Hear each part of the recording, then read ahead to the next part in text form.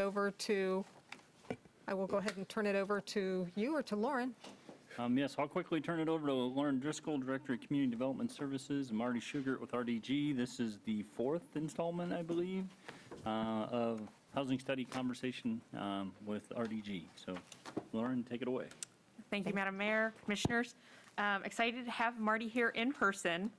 We're going to go over, this is really our last study session style meeting. We're going to go over what we're proposing as the framework for the policy, and then our anticipation is Marty will be back in 4 weeks or an item will be on for action, and that would be the draft policy along with what we intend to be an addendum to the Live Salina plan. So we're not getting rid of the 2016 one, but we will have a 2021 addendum that goes in the back. So those are the deliverables that we would anticipate in 4 weeks. But today, it's getting that framework, making sure we're all on the same page so we can go forth and create those deliverables.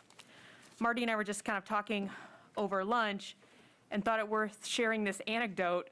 I promise I already checked with Eric and Mitch to see if they had punked me, but Dean and I were walking in the building the other day, and this guy's working on one of the construction crews out in the parking lot, and he says, excuse me, yeah?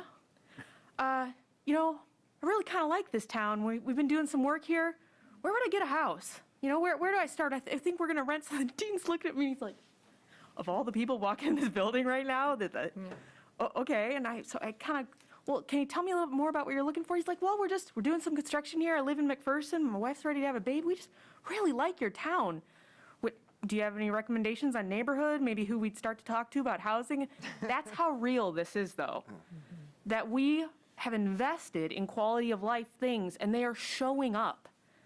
You know, streetscape may not seem, you know, when we look at the bills and we look at the politics of getting through that, but it's there and everybody sees it and they can feel that quality of life. And that's what makes people ask somebody in a parking lot at 8 o'clock in the morning, I really like it here, how do I get a house? And I just want to share that with you because one, it's just so crazy random. And two, that is what all this is about, these conversations with Marty and updating this plan and asking ourselves, how do we invest in this? Because we have people who want to come here, and we want to make sure we've got a spot for them. So with that, I'm going to give you over to Marty Schugert. Appreciate your time. Thanks, Lauren. I can't tell you how nice it is to be here in person rather than on a computer. It's great. It would be nice without these, but that's how it goes right now. We're getting closer.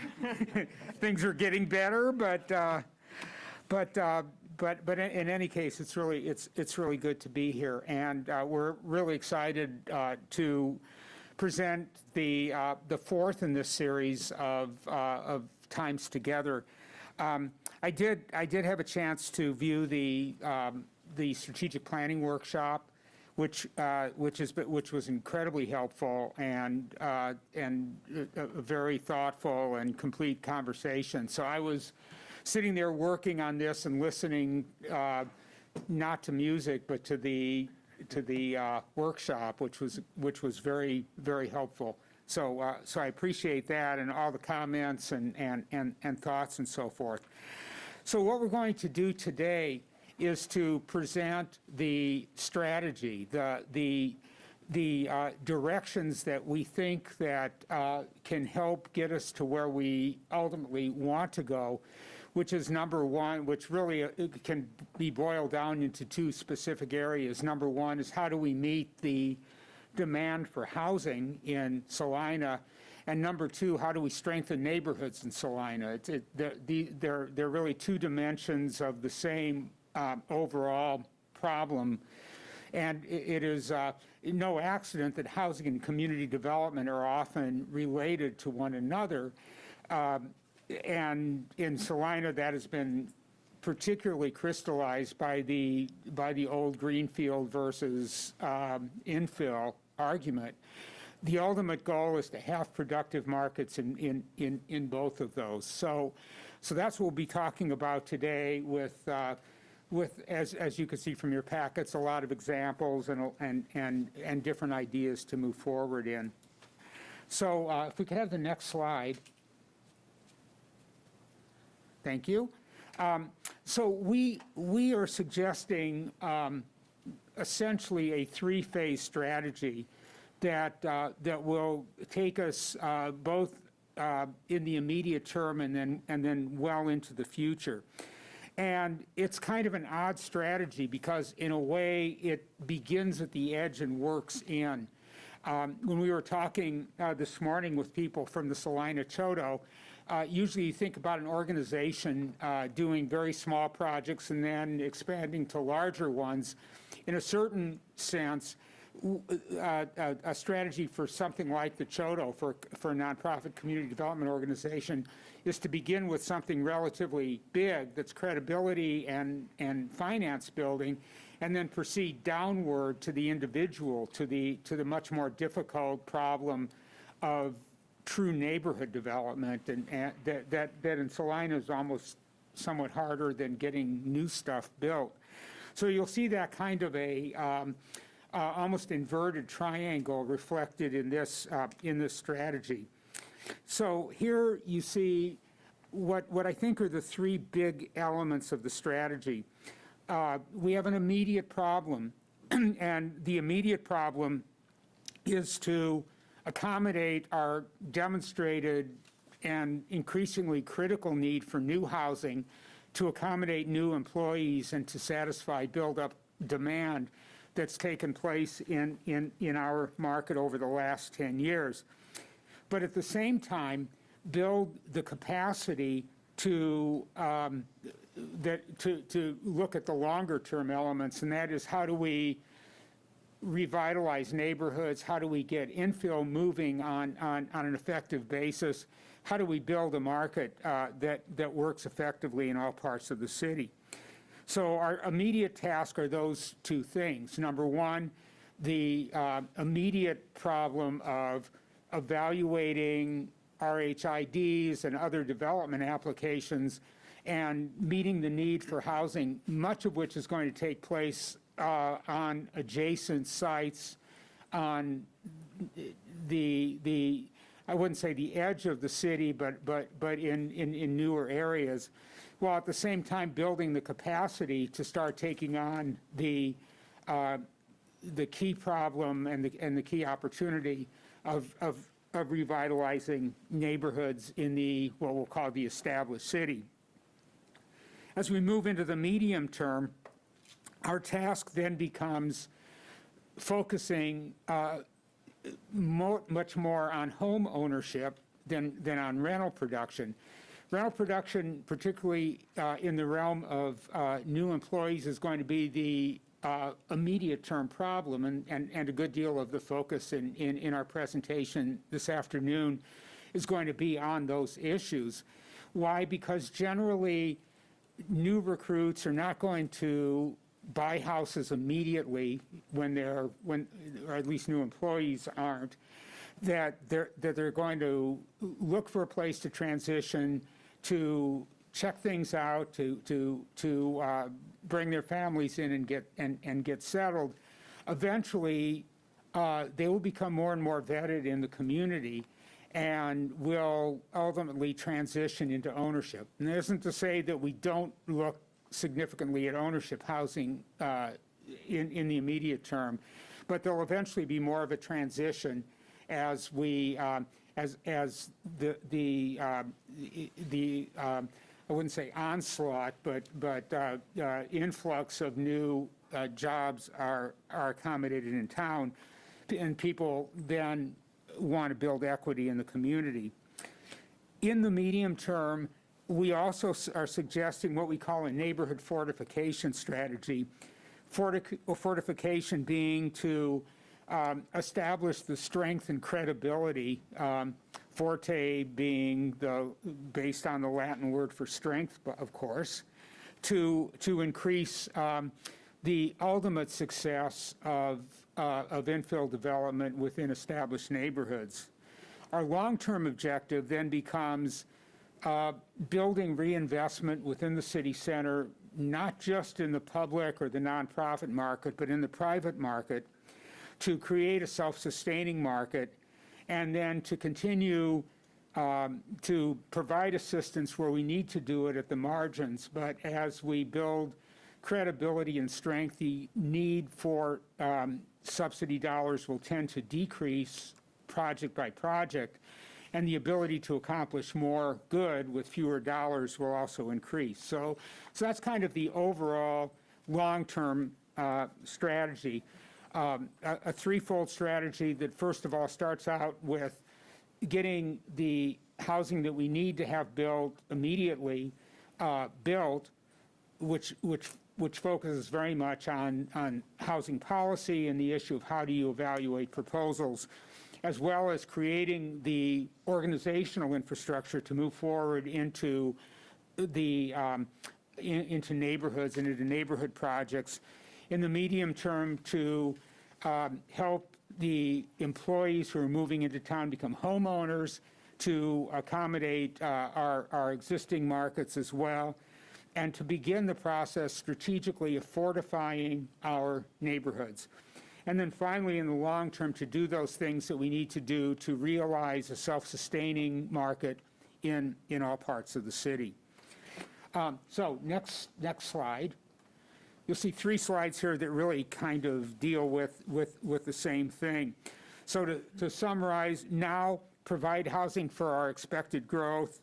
In the medium term, to provide a effective structure that fills gaps on a continuing basis and eases the transition to homeownership and equity in the community. In the long term, to have a stable and self-sustaining housing market throughout the city. The techniques or directions that we then suggest for each one of those is that in the now phase, in the immediate phase, to develop a system that evaluates applications. And so that's something that we'll be presenting to you today, or explaining what you've already seen. To do a demonstration development, probably, well, through the CHODO, that can show some directions in the market, particularly a focus on things that are not currently being built, to develop the organizational infrastructure and financing structure to help us reach phase 2, where we can begin to make the reinvestments that are necessary in the established parts of the city. And understanding that we're probably going to have a real focus on rental development, which is where the biggest deficit appears to be right now, but eventually that's going to shift to affordable home ownership in our medium phases. In our medium phase, from a program point of view, we will be putting the infrastructure that we have developed in the initial phase into operation to complete projects, to expand private involvement in new markets, and to shift our emphasis to owner occupancy, and hopefully leading logically to a third long-term perspective where we have self-sustaining markets in both greenfield and infill areas, as well as a significant level of neighborhood reinvestment. So you can see that, as we often say in neighborhood development, neighborhoods did not change and in some cases decline or experience disinvestment overnight. It happened over time. And the process of revitalization and reinvestment is also a slow one, and one that should be done in both an effective way and in a sensitive way in terms of recognizing the needs and perspectives of the people who are in neighborhoods. Another interesting thing about demographically about existing neighborhoods is that existing neighborhoods tend to be aging, and there will be ownership transitions taking place, and it's important in order to preserve housing stock that we're on the right side of those ownership transitions, that they wind up going through a program that preserves and improves and upgrades that housing stock as our affordable supply. And that is another very important place where the organizational and financial structure of a housing partnership led by a CHODO comes into play. So next slide. So in terms of where we go from a policy point of view in these three phases, and again, I apologize because I was thinking this through as I was writing it at the same time, and I apologize if there's repetition here, but number one, in the immediate term, to establish an evaluation structure that responds to your perceptions of the important factors that we need to encourage in the structure and to evaluate programs effectively and objectively, to develop what we've called a quick win project, a demonstration that we have high level of confidence will succeed, but involves a new demonstration and some transformation of expectations. Also to involve employers, which will be an important thing, and to begin the process of developing the organizational and financial infrastructure that we need to move forward. In the 3 to 8 year period, to prove that new products work, to implement the financial structure, the development infrastructure, and begin to fill those gaps in the market, and to do interesting and strategic projects that strengthen our neighborhoods in an 8 year period and beyond, to achieve a self-sustaining housing market and to be able to address both infill and new greenfield development needs, and very importantly to recognize that those are going to happen at both ends of the scale. So next slide, let's talk first of all about the now, the immediate term. So when we look at each of these elements, here we have taken the program objectives, the program criteria, and just included some comments based on each one of these. So when we think about the new workforce and the immediate demand, the issues that we have now in terms of very low rental supply and so forth, our focus is to focus now on evaluation of rental projects, to create an evaluation structure, to use those programs that we now have access to, which are essentially RHIDs, the NRP, the IRBs, fee structures, and other kinds of things that we have within our control now, and to provide a financing and evaluation structure that will that will meet the city's objectives. To quick win project by finding and developing with a mixture of housing densities and products, a demonstration project that can indicate how a comprehensively planned program can meet a variety of different needs, to involve our employers in who have a significant interest in employee recruitment and retention, and finally to begin the organizational process. So next slide. This chart shows the list of priorities for evaluation that you worked out at the retreat. So and this was very helpful in terms of how we put together an idea for an evaluation structure. So top priority by far was get it done, was rate of development. Significant second place finisher was don't ask for front-end money, pay as you go. And then other various factors got somewhat lower ratings. What this said to us is in terms of translating this into a priority setting and evaluation structure, was if you can't build it soon and you're expecting a big front-end subsidy from us, forget it. those are going to be deal killers as far as qualifying for further consideration goes. The other things become sort of discretionary factors.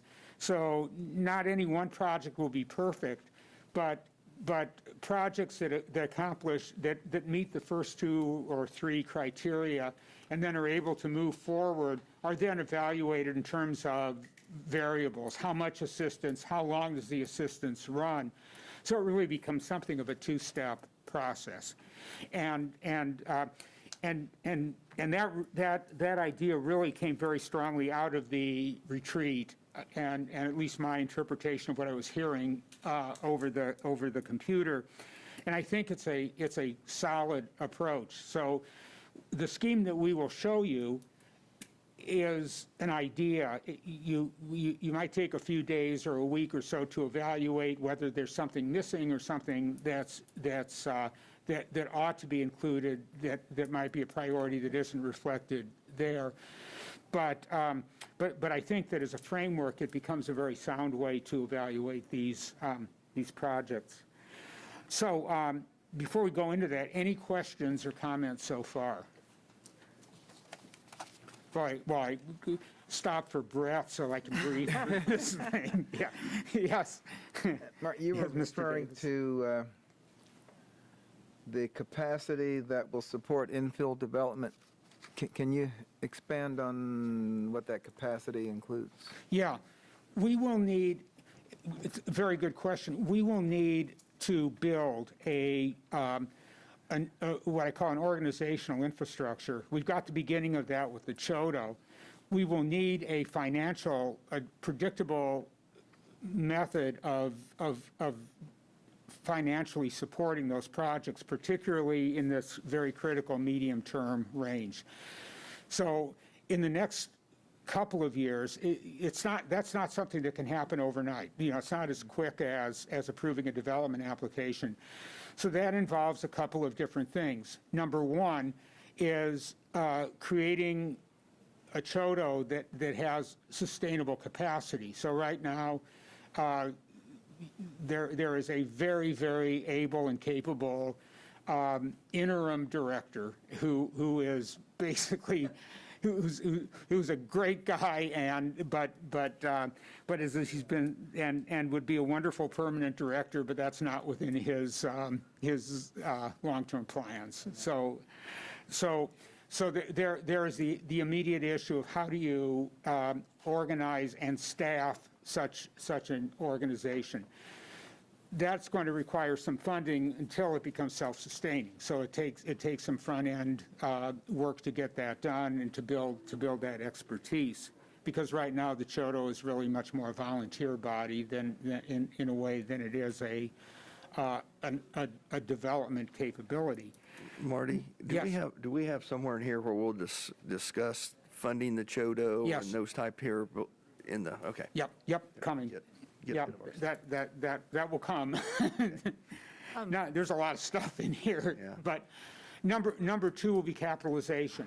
So the Chodo has got to have a source of money to put into projects. And again, that is not money that should be seen as charitable contributions, but it's working capital that has to be built up, which then helps to provide the kind of basic equity that's needed to move forward. That program then becomes very much focused on the established city, and so again, because we can't go from 0 to 60 right away. It's really the neighborhood improvement capacity that takes a little bit longer to develop and to implement. Given the expressed concern about pay-as-you-go, how does that work with the Chodo? I mean, do you think that there's infrastructure money out there from the federal government that could be requested and used to fund the Chodo? I'm wondering, I'm seeing the biggest obstacle for our well-staffed Chodo is they need money. Yeah, So where's the it's money? going to take a community effort. And successful Chodos or CDCs really get going as a result of not necessarily public funding, but public-private funding of getting them going. So if we think about the ability of the private and public sectors in the city of Salina to organize and I'm talking about major industries, employers, lending institutions, charitable contributions, and so forth. That's kind of where that goes. Obviously, staff is not. Staff expenditures, especially in the front end, are not going to be recoverable through anything like sale of houses,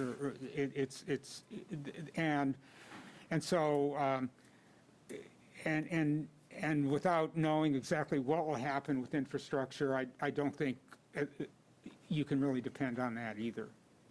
It's going to be community related. I have one more question that moves away from that. When you mention the efficacy of new products, are you talking about housing styles there? Yes. Or financing methods, or, so Yeah. it's what the Really public more- will accept really in the more way of new- differentiated housing? Yeah, it's really more new types of housing markets for, as we've talked about before, that people would love a 10,000 square foot lot and pay $150,000 for a house, but it's not going to happen in this or probably any foreseeable future market. So one of the interesting points will be think about an initial Chodo project in the immediate term as being an experiment, as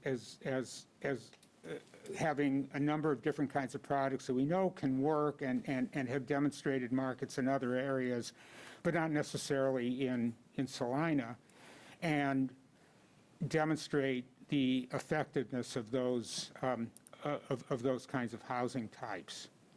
So yes, we're not really talking about financial products so much, although in a lot of cases a financing consortium can move into insuring loans or blended mortgages, but it's really much more different types of housing, different types of ownership, different sort of regimes like that. Thank you. So do you see the Chodo as being really the driver for infill development, or are there Initially. other, so you don't see, like, are there other options, I guess I'm asking, in terms of, getting developers or getting groups Yeah. to look at infill development? Absolutely. And I think that the Chodo will, being a nonprofit that does not have to generate capital other than to support itself, it will be the pioneer. It doesn't mean that that a development proposal or development idea from private developer isn't considered. And in fact, the financing consortium that we're going to suggest will have probably its strongest relationship to the Chodo, at least initially, but also will have the ability to finance in different ways private development. That's one of the virtues of local control, that it's not federally funded, it's not a block grant program. It has the ability to move in different directions depending upon the opportunities that present themselves. Gotcha. And really, when we come to established neighborhoods, private reinvestment is the last thing we want to discourage. We really want to make that happen. And ultimately, the idea of ongoing development should increasingly transfer from a nonprofit to the regular for-profit market. Gotcha. We are in a Lauren. study session, so. Yeah, absolutely. no, Sorry, great. I didn't see you waving over there, sorry. But what I would add too is we have seen you wanna where. step to the mic? It Sorry. depends on the state you're in. Sometimes they're Chodos, sometimes they're CDCs. HUD uses those names fairly interchangeably. we have a CHODO, Community Housing Development Right, Organization, but any type of nonprofit who wants to do something like this, sometimes they're just the entity that's running some of the infill programs too. Sometimes it's not always the best to have that running through the city as a program, is that you could build that capacity, and maybe they do a flipping program, and maybe they do a grant that does roofs, windows, and HVAC, and maybe they do a program that does this. So for us, as we go through this, maybe that's something we look at, is those types of programs. I will tell you too, just because we're talking CHODO, is one of the reasons Gary and Andy are here is Marty spent the morning with the CHODO. They've hired him as a consultant to help look at potentially doing a demonstration project with the goal of creating enough revenue to be able to do infill development. And so that is definitely part of trying to kind of work through that long-term vision and trying to find some of that funding besides just a flat-out public source or some of that flat-out capital we've seen come from other places. Gotcha. And just a couple of things real quick, because I know we've got a lot of material to go through, but talking about infill development, a lot of times, I mean, one of the things that we listed on our evaluation policy or priorities is scale.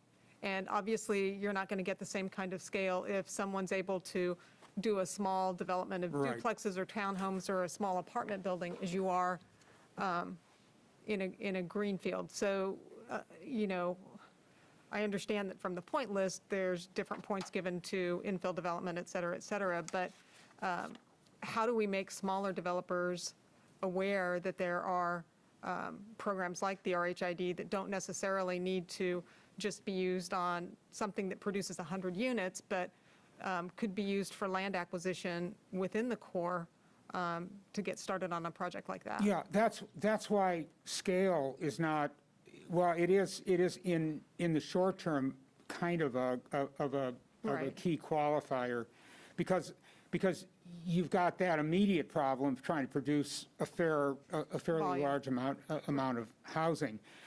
Generally, the RHIDs don't adapt very well to very small projects because of all the work, including a development plan and state approvals and so forth, that all the hoops you have to go through to get to that point.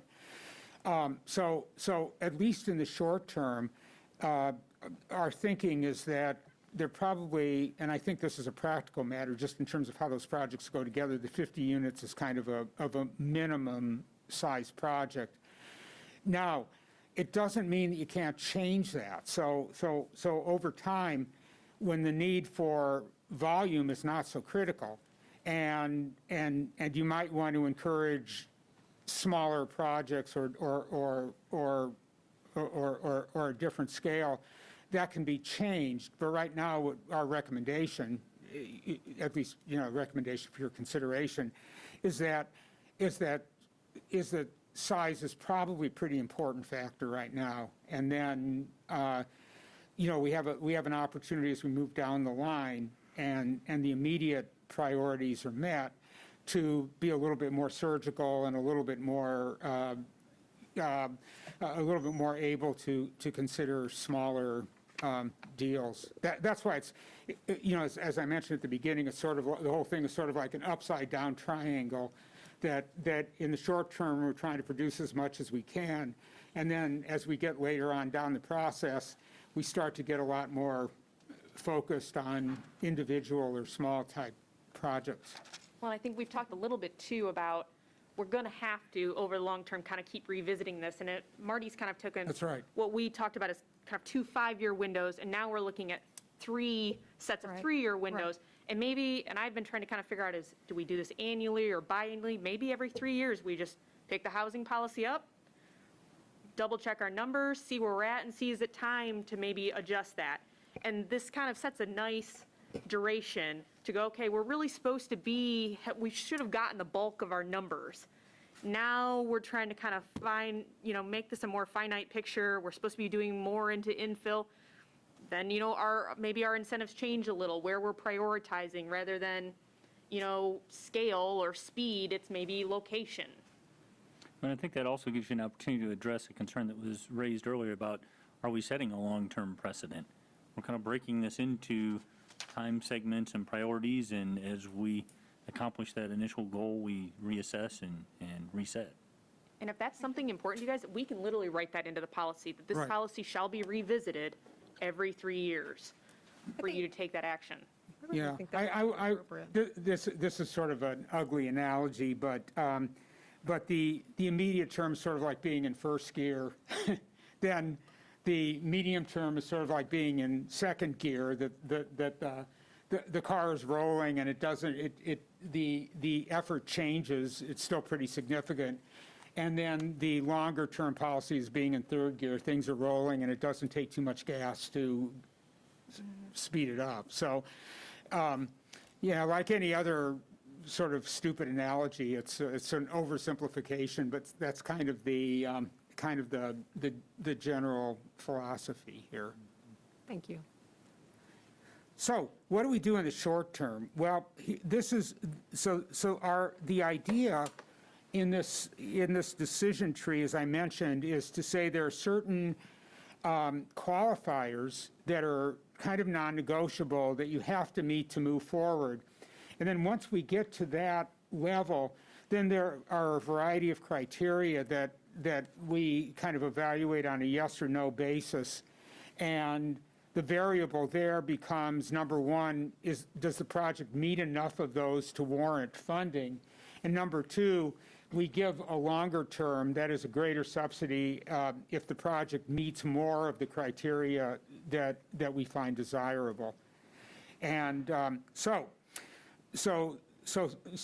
I submitted an application, and there's a first level of evaluation with 4 points, at least in this framework. Number one is that the project has to be online within 3 years, otherwise it doesn't do us any good in a 3-year time period. Number two, the front-end financing must be privately placed or arranged so that the developer is not asking for money up front from the city. Number three, that and this was a consideration that was mentioned at the retreat, that the project fits within an acceptable profit limit, that as the numbers are evaluated, the developers are entitled to a profit, but not necessarily an excessive profit. And how we evaluate that is kind of an interesting problem, but we're talking at this level about conceptual things and not necessarily about the details. And number four, that we want a project that will generate a significant scale of development. So we're using 50 units. We had a discussion over this too, decided probably 50 is a good number in terms of being substantial enough to make a difference. If the project does not meet those 4 criteria, then it's disqualified. It isn't considered further. If it does, then we evaluate what the occupancy type is, ownership and rental. If it's an ownership project, we're suggesting here for discussion that the requirement should be for ownership projects a median projected price of units at $275,000 or below. Now keep in mind that the median means 50% or above that and 50% or below that. So and we use median rather than mean or an absolute number deliberately, because we do, number one, want to encourage mixed price points in a development rather than a sort of monoculture of one price. And number two, it does give the builder and developer a good deal of variation. So there's the possibility even of cross-subsidization, of building higher-end houses and more affordable houses, and making sure that we get the numbers right. We're less worried about the price point at the top than we are about providing an affordable supply at the lower level. For rental development, it's the same sort of thing. A median gross rent here that we have projected based on our first analysis in our first workshop of $1.25 a square foot. So again, this is not necessarily saying $800 or $1,000 or $1,500, but it's based on the size of the unit. So, and then this chart, just to kind of bring this back to the conversations we've had, we talked at strategic planning. We did kind of that dot exercise to kind of bring those things to the top. And we also, one of the things that you said was base it on these numbers that Marty's come up with. Use that as that kind of base criteria. So we know how many units we need to have of the different categories. And then we've looked at those median price points, knowing where in the market we need those. So it's using that data plus those things that you highlighted that you wanted to push forward. And this is just a really great picture of how we start to use that information to start to make decisions and how we create a policy in which we follow. And this is all up for grabs, hence why we don't have a draft policy. This is an opportunity for you guys to say, oh, that's not exactly how we intended it, or now that I see it put like that, or it would mean this, I'm seeing it differently.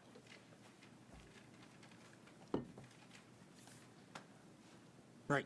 Okay, so now when we go into the, and we're going to test this against a couple of specific proposals, but now when we go into the next step, which is looking at criteria that are, that many of which were articulated by the commission, the commission members at the retreat, and others are things that I sort of dreamed up or think are important, that give us the opportunity of establishing points and weighting. So that gets into the issue that was discussed at the retreat of how do we weight how do we deal with the size of the unit versus the density of it?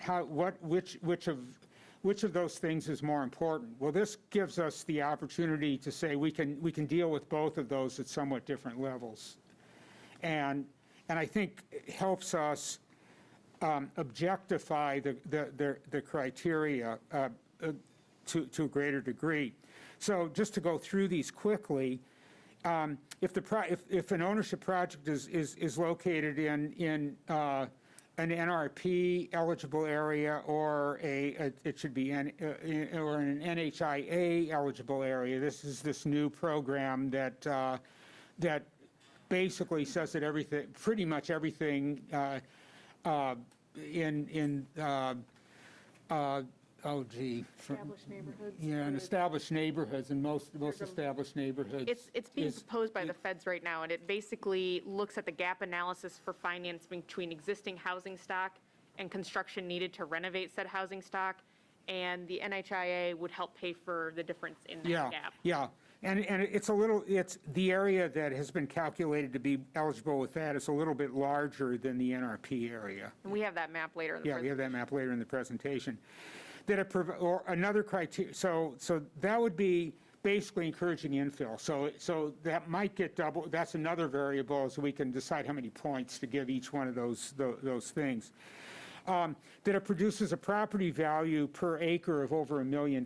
So that would be like if you have an acre of $1 million per acre. So if you have 4 houses that are $250,000 houses, that would qualify. If you have one house on an acre lot that generates $600,000 of valuation, that would not qualify.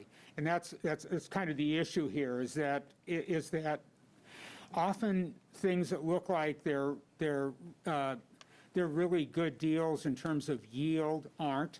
That because from the perspective of density of value, a giant house on a 2-acre lot is not as good a revenue generator as 4 smaller houses or 8 smaller houses on that 2 or whatever units on that 2-acre lot. So Just as a point of reference, Lauren, what do we usually get on an acre now? Is it 3 homes? If you're looking at the River Trail area, that? Yeah, I mean, that's pretty common. It kind of depends on the developer and what style house they're doing, but I would say that's pretty typical for workforce housing, kind of our median income. yeah. Gross density above 4 DUs per acre, and this is interesting because it helps to define gross and net density. So gross density means, includes streets and parks and other spaces. So if I develop a subdivision on 80 acres and I develop 320 units on that 80 acres, as an example, that would meet this criterion.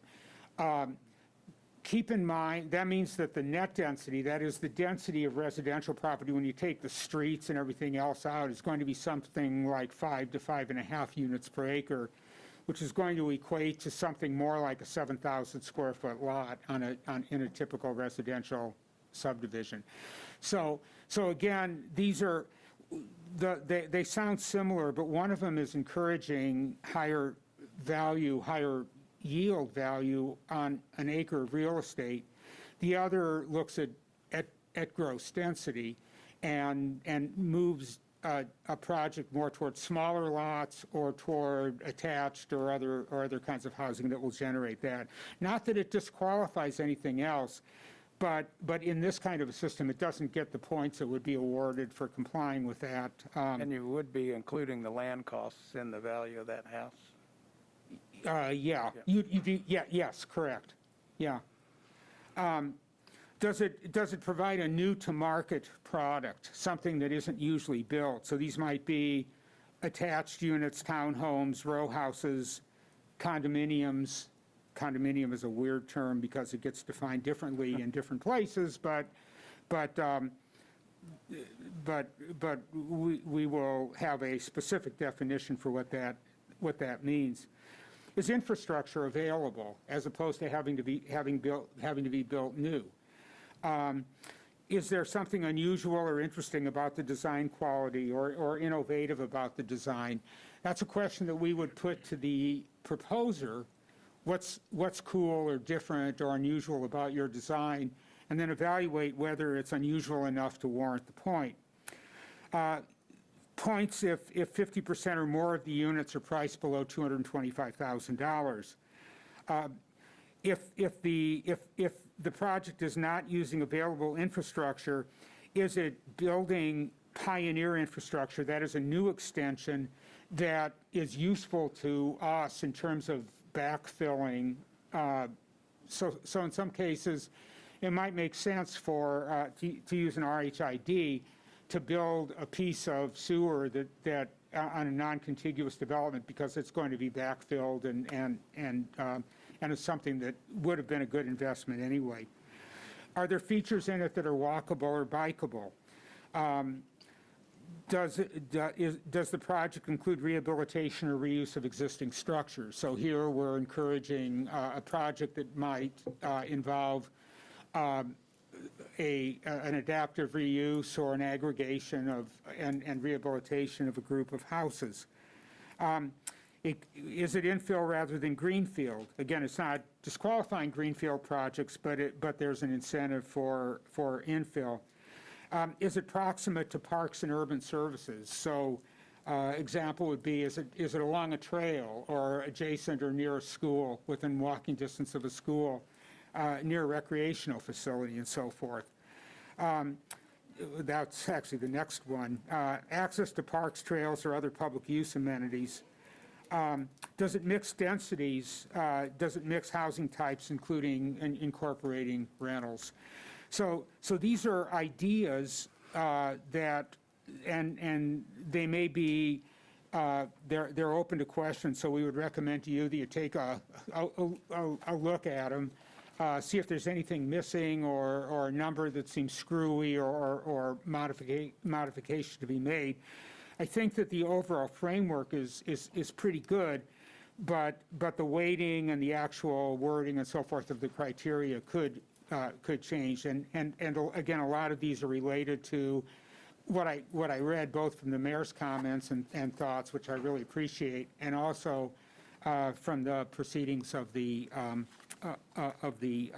retreat.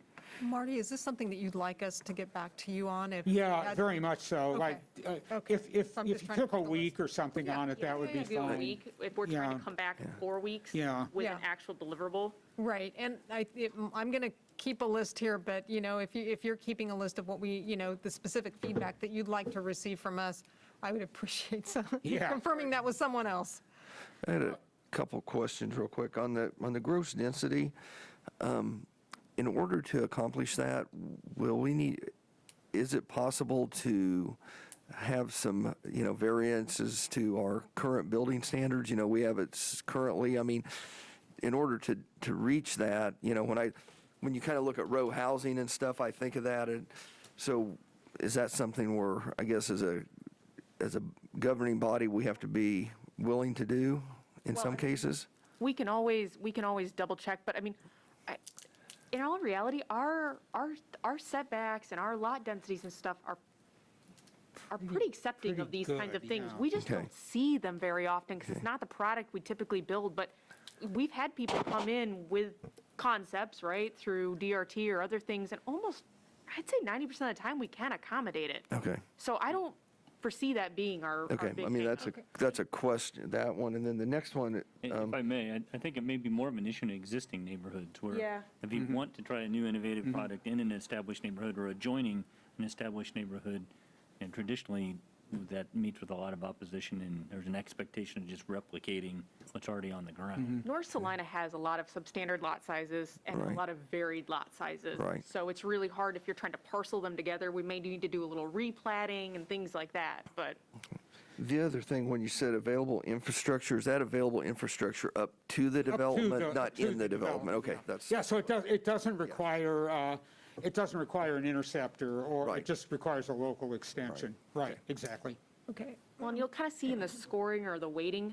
I think one of the things Marty and I both took away from the strategic planning was a priority for infill, but trying to find that balance between meeting demand. So this still, I think, is trying to weight that. If somebody's got that idea, cool, you're going to come to the top of the pile and getting that in there, but not necessarily saying no to some of the other things. Right, and I guess I just, I have a little bit of concern about the 50 or more units or lots, because if we're talking about adaptive reuse, and I'm thinking specifically about the Lowell School development, that wouldn't meet this threshold, I don't believe, of 50 or more units, or even, like, I don't remember how many were in Phase 1 of the Lee Lofts, but some of those things, if we're just going to be like, nope, you've got 35 or you've got 40, and that's a hard stop, we're not even going to take Yeah, a and look interest- at it. I think that might something, if we're then coming down here and, weighting includes rehabilitation and reuse of existing structures, we might need to be flexible Or a little weight bit. that higher? What's that? Maybe we weight that higher. If it's a reuse or- of an existing structure, maybe it's 3 or Or something you like use a that. different threshold for rehab, Exactly. Which would probably be the easiest, that's a very, in fact, I think Yeah, that's a or very good either idea. set the number just a little bit lower. I'm not saying if Yeah. somebody comes to you with 4 units, it's the full court press and you're going to give it what you would to something that's got 100.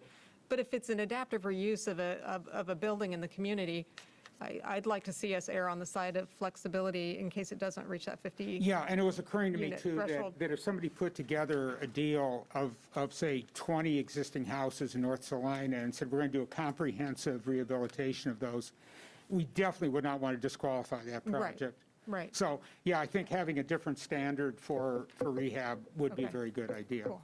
There is one thing we could look at too is, if you want kind of like a clause, like for instance, in LIHTC, the low-income housing tax credit, when the state goes to score applications, they have kind of different application categories. One of them is unique projects. And those projects kind of come to the top of the list if they meet that criteria, and they generally try to fund those up to at least 2 of them. So maybe there is some kind of category that's just an utterly unique project, that if Right. it doesn't fit into this, but it meets kind of a core set of values or a purpose and intent that Right. you have, that can then come in front of you.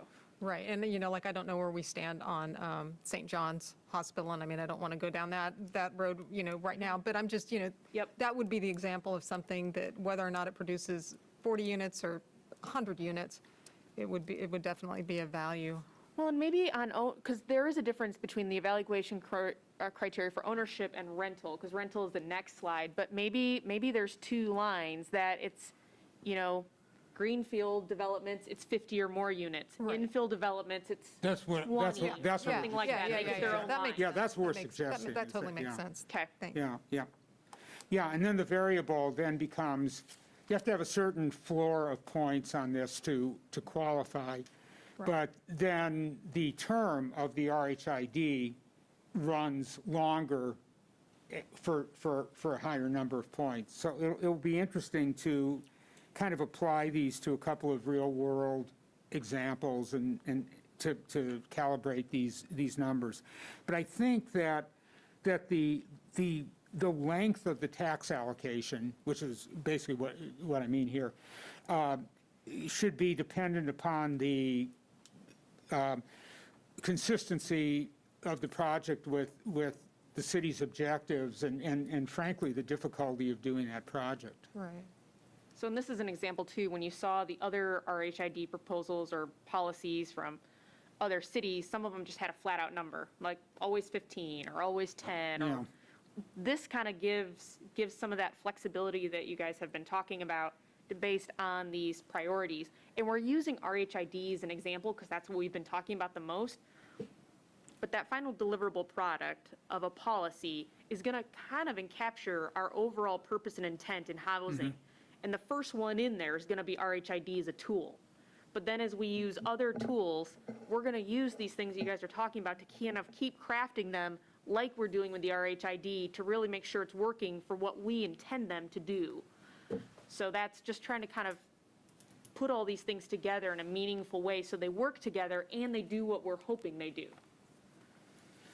Yeah, and also to have some things that are I mean, there's some subjectivity, obviously, in these, but most of these criteria are things that you can say, yeah, you meet it, or no, you don't. And I think that's important because, I mean, the one that's arguable, I suppose, is unusual design quality, so I would have the developer say what's unusual about the project.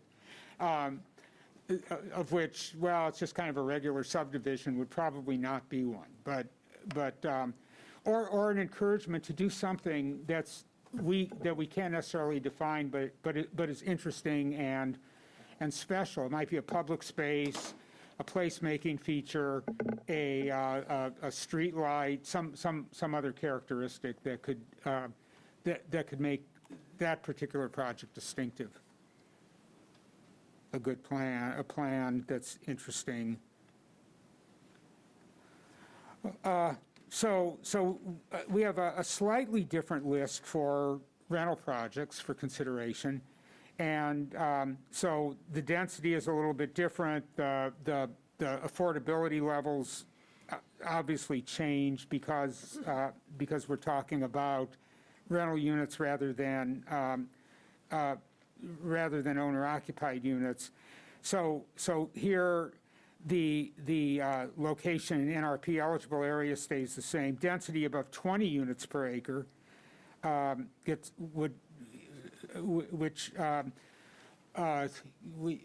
some of our developments have been in like the 12 or 13 units per acre, but we've had some that have gotten much higher and have gone out to the 20 unit per acre range. That here we're suggesting 50% or more of units have rents that are either below $800 a month or below $1 a square foot. 25% or more are family units with 3 or more bedrooms. This is something that's been really an acute shortage in most rental development around the country, that there's been nothing in the way of building larger units because there's sort of a presumption that, you know, people are singles and something from 0 to 2 bedrooms is more attractive. But in our situation where we're attracting new employees and new families, the bigger units are going to be pretty important. Mixes, densities, and building types of these are all pretty much the same. One that we added, though, or a couple that we added, is access to urban community and commercial services so that rental projects are not built without access to shopping, grocery stores, and so forth and so on, and includes a transition to ownership option. And that's something we'll talk about a little bit later. But it is conceivable, and was something we talked with the Chodo board about this morning, is the concept of rent to own, where units are built on a rental basis, but also have an ownership transition option. This applies largely to single-family type rentals that might be built with LIHTC, where you could, over time, accumulate enough equity is reserved, put away in an escrow, and you accumulate enough equity to make the down payment. Right now, one of the biggest issues in terms of first-time home buyers has been lack of down payment capital. So people can afford the payments, but they don't have any assets, mostly because the college they went to took all of those assets. But the ownership transition, I'm just kidding there, but depends where you went. The Chodo, does the Chodo usually, because they're turning the same dollars, they usually don't own the properties, they usually rehab them That's and right. sell them. Yeah. So they would have to have substantially more dollars if they were going to do the rent to. Yeah, these have to be rent to own. supported. Well, they're getting rental income, True, so. but they're not getting that, yeah. So- It depends on how many But dollars. they're not getting the money is not revolving as Right. fast. Yeah. Yeah. But it's So- kind of an interesting bridge that we're starting to see, especially with housing markets being so hot, down payments and cash are becoming such a big deal that even if you have the down payment, you didn't have the cash, or you've got the credit, but you don't have the down payment, and the housing prices have gotten so high, there's no way you're going to ever be able to save the down payment.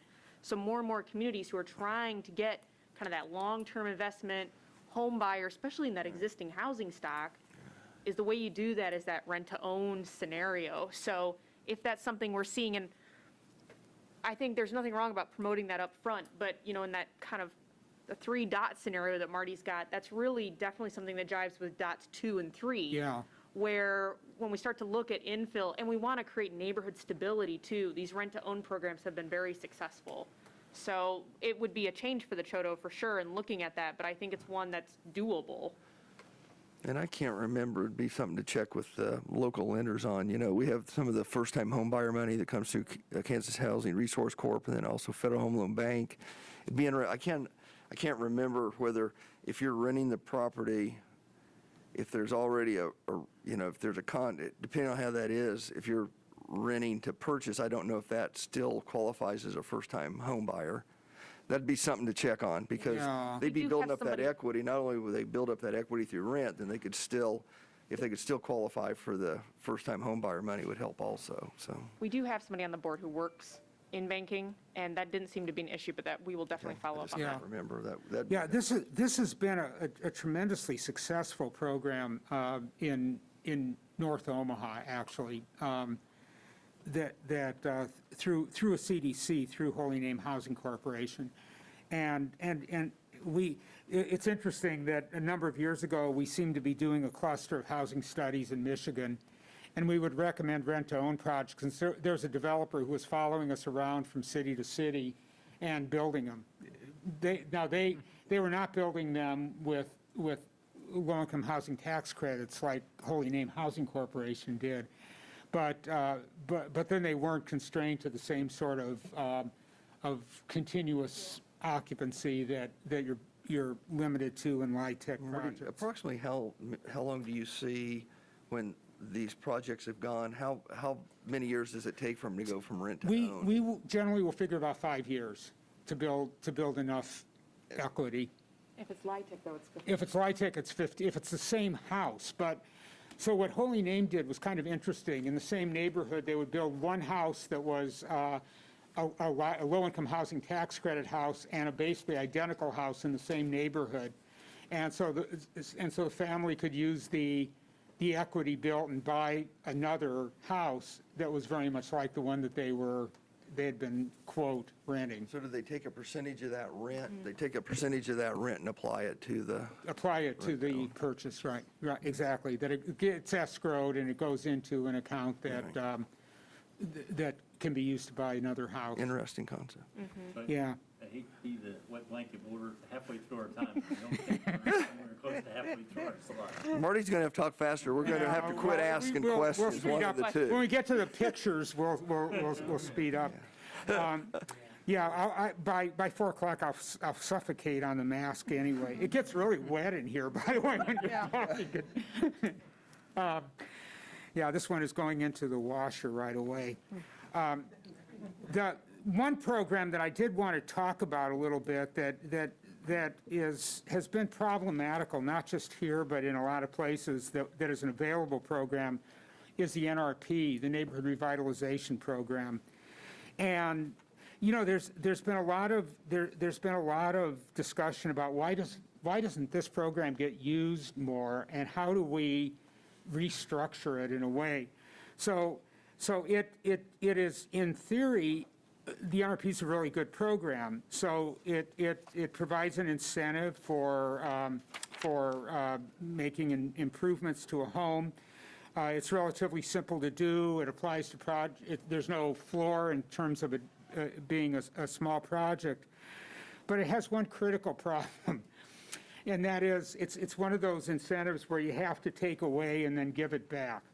So in other words, if I say I live in North Salina and I decide to improve my kitchen, and I spend $20,000 on a kitchen improvement project, and I don't know how the assessor here operates, but if they're like assessors in most places, they're not going to increase that assessment on the house. They might a little bit if they know about it, but generally in a neighborhood with low housing values, they're not going to do that. Therefore, there's really no taxes to abate. There's no tax basis to abate. If they do make the reassessment and assess my house at $20,000 more, I get the added taxes back. But if they didn't reassess in the first place, I wouldn't have had to pay more in the first. I wouldn't be paying taxes to have to get the thing back, get the money back. And so people just don't see it as being, in general, to be a very effective. Where I see it being effective is when you have a significantly dilapidated property that you take from 20 to 80,000 or whatever. And I think I called Lauren on this the other day. We have a couple in town that started buying up properties, and so I sent them our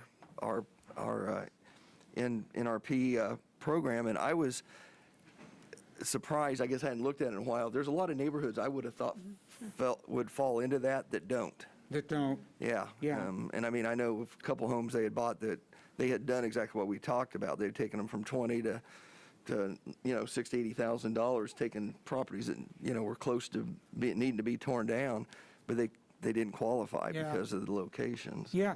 So the point is that we have to rethink. It's a perfectly good idea. We've got to think about the reasons why it's not working and restructure that. Figure out how to make it work more effectively. And that is something that we will include in the housing policy. And hopefully it will work. There also have to be criteria for NRPU. So if you're, if you're, say, you're buying up a bunch of houses and you're doing kind of minor repair work to make them habitable again, and the value goes up, that's probably not the kind of action that we're trying to create an incentive for. So we're going to be taking a little bit more. We need to be taking a little bit closer look at that. But that program is not here, and in many places really living up to its potential. Well, I think what Marty's trying to say with that last point is there's a big difference between getting one of those houses, putting a couple new windows in, and painting the front door and calling it good, Right. to like, foundation repairs were done, new roof is on, the things that it takes to really bring a house back to what is quality housing stock. And, where do you incentivize? This is what's getting incentivized, because that's a slight margin, and if that's what you're doing, you don't really Does need an our, incentive. does our program have a minimum like $10,000 investment, or is that my imagination? Yeah, it's like 10,000 for 10,000. residential, I think 20 for commercial. Okay.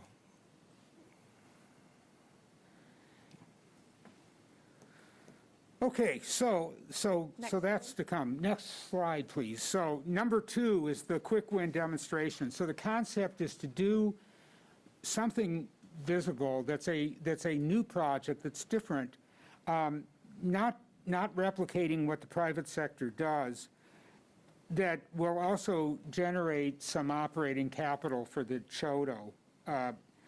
So the project should be visible. It should demonstrate best practices to the degree that we can. It should build types of housing that were not necessarily they're not necessarily common in the current private market.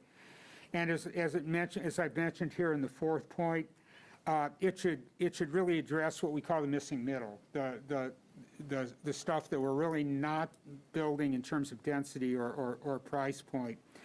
So what do we need? Well, we need a good site with good access to services. So there are several interesting possibilities that we're looking at, and that involve, we think, available property.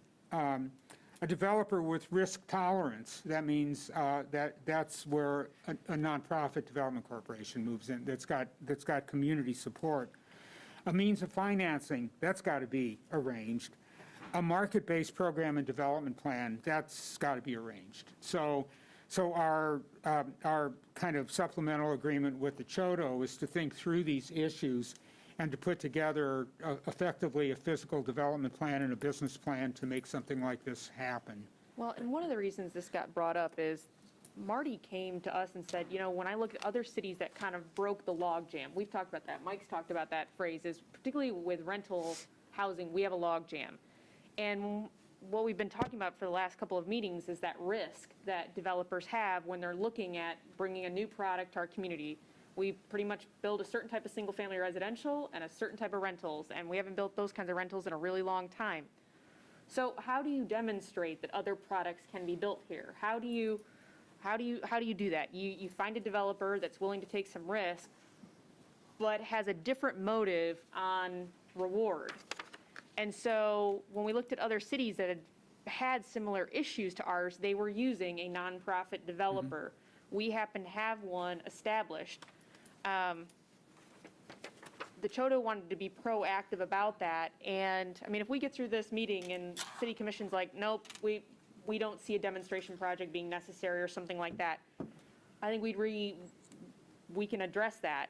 But to be proactive, when Marty brought this up, I said, you need to let the Chodo know.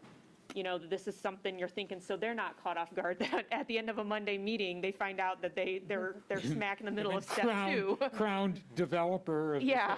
Right. And in a proactive way, the board has taken the initiative to set up, to hire Marty to do a feasibility analysis, to look to see what it would take to actually do this.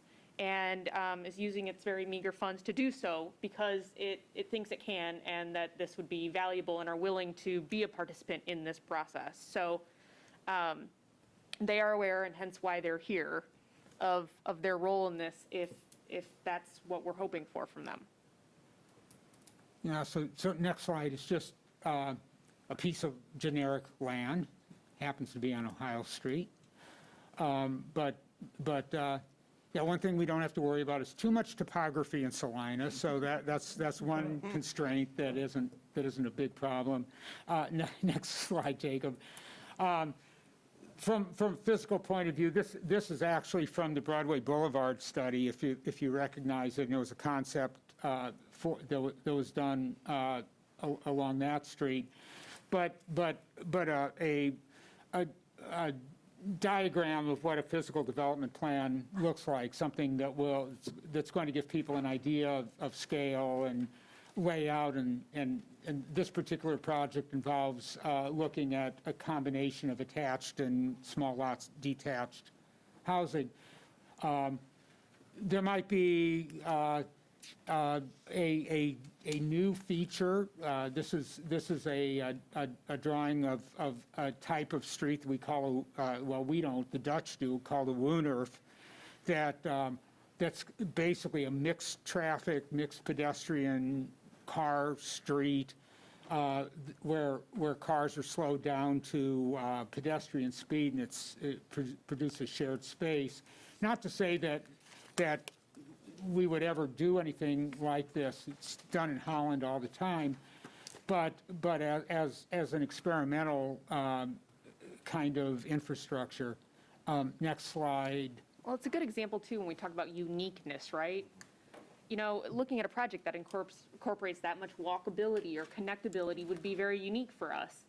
And Yeah. so those are the kinds of things that might rise to the top of the pile. Yeah, you know, I mean, there's nothing that says that streets have to be built with curb gutter, distinct sidewalks that we. Well, there is, there's a code. Well, there is, but we're going to blow that away. Once you've done that, you can do some other streets.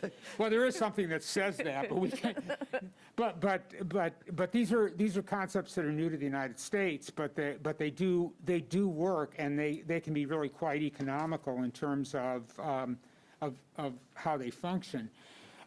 This is a great little demonstration project. This app is in a small town in Iowa called Macokota, and it's a pocket neighborhood called Bear River Cottages.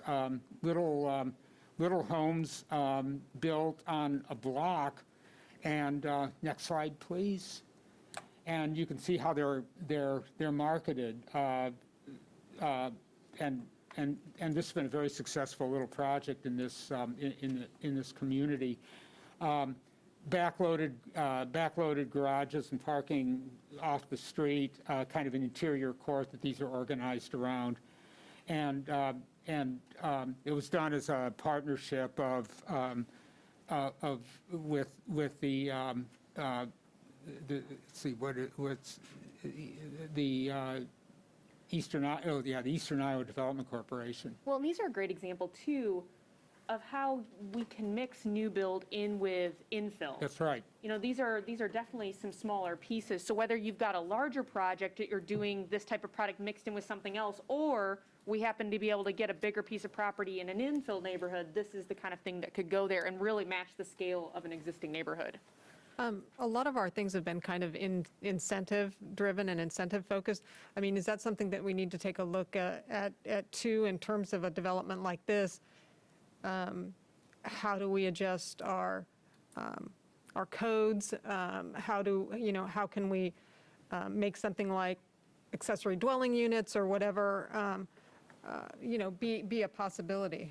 Accessory So- dwelling units, I know the Planning Commission's been talking about for a couple of years, and, if that's something you want Marty to put into the policy as, needs to be developed, I don't think that's going to be done in 4 weeks, but if No. that's an amendment we need to make, I think we could rally support around that for sure. But, for an example, this type of product, in general, our building codes could already address that. I Yeah. don't think there's dramatic changes. For instance, there was a product out of Wichita, if you've seen the articles, they're called micro mansions. We were asked to look at those to see, did they comply with our building codes, because they're a semi-prefab structure, and they did completely comply with our building codes, and that's a very small, compact home. So these cottage methods, we've also looked at cottages like this for when folks have come in about retirement communities and senior living, so we know our code could adopt to these. Okay. Yeah, those are very cool, by the way. Yeah, they really exist. This is not They really do exist. They're in Iowa. Yeah. Next slide. This project we've already shown you once, but these are semi-attached, single-family homes. Wonderful little project that is both contemporary. Notice all these things have porches on them. Porches are actually a pretty cheap amenity to put on a house. They really do sell. Next slide. So then, third item is greater employer involvement, and this too can be in different stages. The first thing that there are a couple of things that employers can really do to help production in the short term. Obviously, number one is meeting their projections for employment. That kind of, if they don't, then all bets are off. But we certainly hope that will happen. But the most significant thing in the short term is on rental projects is a commitment to rent or guarantee income on a certain number of housing units. That is something that can be done in cooperation with developers solely on the private market immediately, and can provide a good deal of surety to a developer if you know that in a rental project 10 or 15% of your units are going to be guaranteed for occupancy. Sort of cuts the risk down and cuts the vacancy rate down, and something that employers could do in the short term. Related to that is housing counseling for new and referrals for new employees moving to town, and in thinking about something like our Quick Win project, is participation as equity investors on an individual basis in either ongoing projects or new projects. So participation in the financing mechanism for a CHODO-driven project, for example, would be an example of that. In the long term, there's a role for employers in kind of the longer-term organizational infrastructure. In the financial structure, there are cases where employers have banded together to form their own development company, their own housing development company. Whether that's necessary or not, I don't know, but it can be done. And to be an equity investor, again, not to lose money, but to return, provide a reasonable rate of return to development projects of interest to them. So next slide. We talked a little bit about St. Louis University, the projects that it has helped encourage in its formerly distressed area in St. Louis, Missouri, providing housing information and, in this case, financial incentives to people in the university community who are buying or leasing homes in the immediate neighborhood. In the longer term, next slide, in Sioux Center, Iowa, we talked about this as well. The employers formed a land development corporation which used their collective capital to build out about 70 homes in economy of scale. So they would build 5 houses and sell those, and then recycle that money and build 5 more. Finally, in the first phase, beginning and executing the process of setting up what we've called here housing partnership, and this is something we also recommended in the 2016 plan. So the double lines and triple lines represent strength of relationship. So the housing partnership includes, in addition to the city, which obviously is going to be involved in any case, is the CHODO and any other CDCs that might be established. That's probably doubtful, but it's conceivable that a church-related organization could form a CDC and operate within a specific area. We're not necessarily in competition with each other. A finance consortium whose strongest relationship initially would be with the CDC, but not necessarily exclusively with the CDC. And then also the private development sector, either through its own actions or in partnership with the CHODO.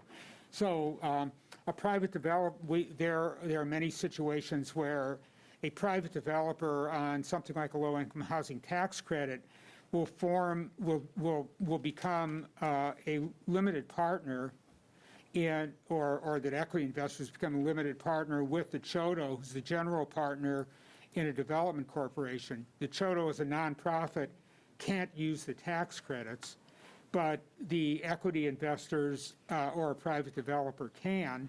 And so that kind of a relationship provides the benefits and priorities given to CHODOs in connection with low-income housing tax credit projects who have a special sort of get to the front of the line status.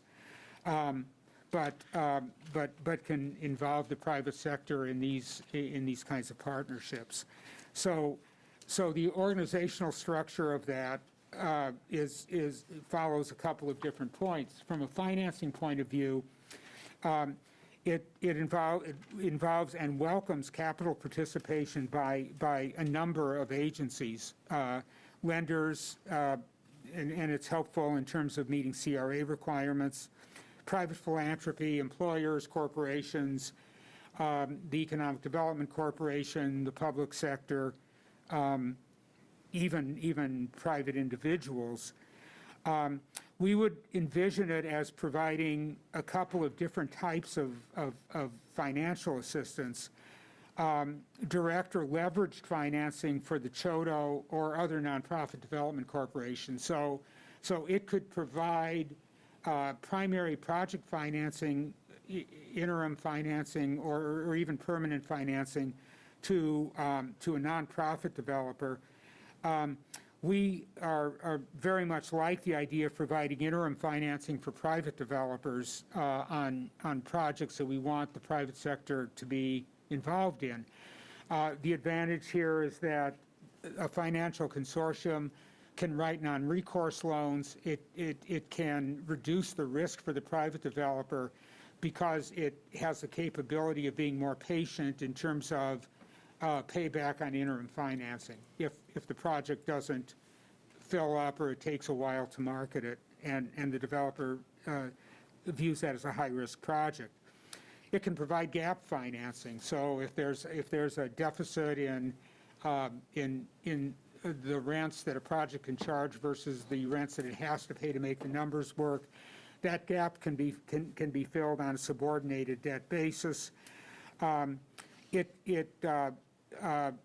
can help develop initial capitalization for the CHODO, and we suspect that as time goes on, this consortium will focus more on infill development as it grows and matures, in concert with the entire program here that we're outlining. It isn't necessary to have financing consortium provide money that can be provided by the normal private sector. We are here looking at higher risk areas, types of development that entail higher risk. So the whole idea of the financing organization, in addition to capitalization, is risk abatement, is trying to address that major disincentive to housing development. The development entity starts with the CHODO. The CHODO, and we're so happy to see that group active and reorganized because it's incredibly important, is where this process starts. It may expand. There may be other development corporations around a neighborhood or a local base that emerge. The development entities is capable of forming partnerships with private developers. I mentioned earlier the idea of it being a general partner with limited partnership equity investors who are able to use the tax credits. It has access to LIHTC, the MIH program, Moderate Income Housing Program of the state, CD and home funds. Probably when we get to the later stages of this process and everything goes swimmingly in terms of employment growth, Salina will become a CDBG entitlement. So that's something to think about in the future as you pass the 50,000 population mark. We think that this kind of entity should focus on unusual projects, sort of show the way for the private sector to be involved. And again, we think its initial area of focus will be a relatively interesting but relatively low-risk project, but it will shift to infill to that more difficult market as things develop. Okay, so number 2 is the neighborhood fortification stage. So yeah, next slide, and then the next slide after. Real quick, Marty, before we get into this, I just want to remind the commission, I do sit on the Choto Board of Directors. We've talked about this before, but I think this is a good time that as we're talking about the Choto's involvement in the housing in Salina, that I very much recognize that if we choose to go forward in this direction and have them play this part, that I will need to pull away from the Choto Board and not be a part of that in order to have that ethical separation. But we have not had this kind of relationship up to this point. So I just want the board to be aware, remind you that I'm aware of that. And if that's the direction we go, I very much understand the importance of that. Thank you. So, okay, great, and that's a very good point. So as we think about neighborhood fortification, of strengthening neighborhoods, the concept here is to build needed projects with a demonstrated demand on infill sites, designed to build value and credibility of established neighborhoods. This is a little bit of, will be a little bit of a refinement of the beachhead idea that we had in the 2016 plan. I think the problem with that was that it sort of overreached, and its beachheads were a little bit too big and a little bit too, in some ways, monochromatic. So it wasn't necessarily focused on specific kinds of projects that had demonstrated demands. And I think that is the key to it. And you'll see what I mean as we get into this part of the program. The housing partnership for these kinds of projects, which involve significant immersion into established parts of the city, would be the main force that advances the concept. So again, in a way, these are demonstrations of markets and demonstrations of things that are specifically needed and highly marketable. What they are, we can suggest, and will suggest some ideas, but in the meantime, they're not things that are being built or assembled yet. The city does have a significant role in these areas, and that is to make capital investments that support the fortification effort. And by capital investments, this doesn't necessarily mean pouring money into housing projects, but doing things like neighborhood street rehabilitation, curbs and sidewalks, lighting, those kinds of things that can have an enormous effect in terms of encouraging reinvestment by property owners. And it is really a very proven to be a very effective tool in terms of addressing housing rehabilitation. It is important to create conditions for feasible private reinvestment. So these may be individual homeowners, it may be substantial developers. It might mean issues like eliminating, like improving code enforcement or eliminating blighting influences in neighborhoods that are really kind of dragging the whole area down. Or it's those support type grant programs. You know, we've seen a lot That's of right. success in Topeka where they had a program really narrowed down: windows, roofs, and HVAC. It brought utilities down. It improved the exterior of the homes. It gave more cash in the home because they didn't literally have it going out the window or down the drain. And it improved the overall neighborhood look. I mean, those are definitely examples of fortification that if you've got people making investments, we're trying to narrow that gap. We're actually able to achieve that by also bringing up home values and bringing up quality of life. Yeah, the important thing about those is that they're really envelope improvements that you know, in addition to making things look better, that they stabilize the exterior of the house so that it doesn't deteriorate. Because we can't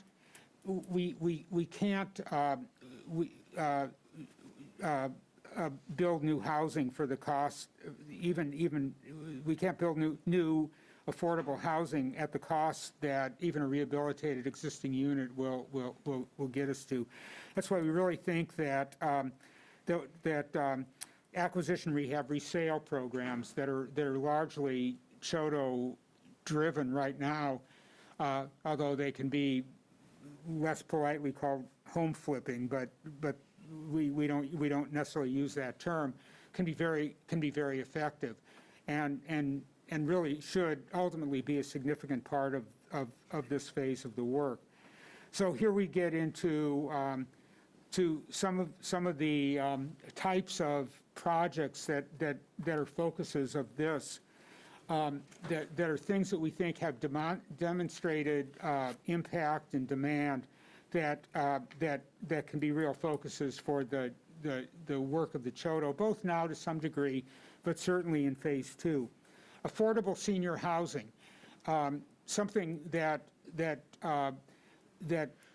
is really limited and has a really significant demand.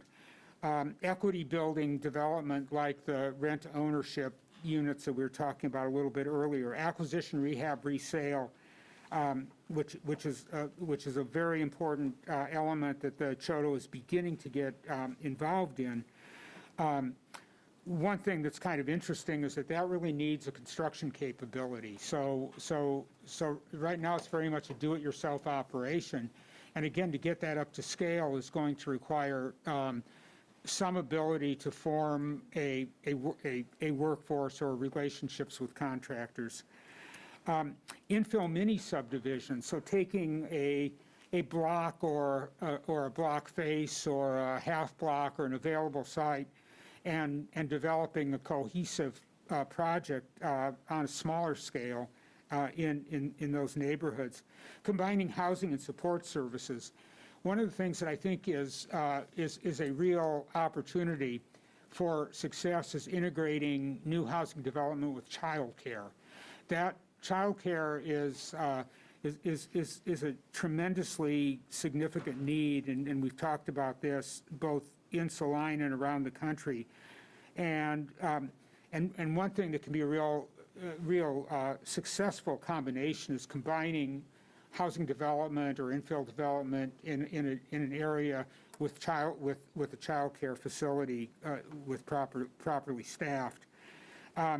New housing forms like townhomes and auxiliary units, live-work environments, and finally adaptive reuse and historic preservation. So the city side, as we said earlier, really deals as much with infrastructure as anything. Street rehabilitation, sidewalk upgrades, streetscape lighting, placemaking, and finally making the NRP more successful. Next slide. So here's an example of this is a low-income housing tax credit funded senior project. This was done by a CDC, again in Omaha, which I lived there. It's probably a place I show you more examples of than you wanted, but it's a really great little project that provides basically a community in a redevelopment area. Next slide is the Crown or Rent to Own program that we've talked about, and this is a description on the slide of how that works. Next slide. This is actually the site of a former, might sound a little familiar here, the site of a former hospital that was that closed and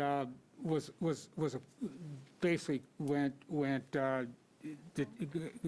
serious deterioration, was acquired by the city, and was cleared and replaced by a single-family owner-occupied subdivision, also developed by CDC. Next slide, a block of new infill homes around a school that has a high-quality child care center in the middle of it. So this has really been a major focus for the redevelopment of the surrounding neighborhood. Next slide. Redevelopment block of picking a block that has sufficient vacancy and housing deterioration, acquiring that and developing new housing along it.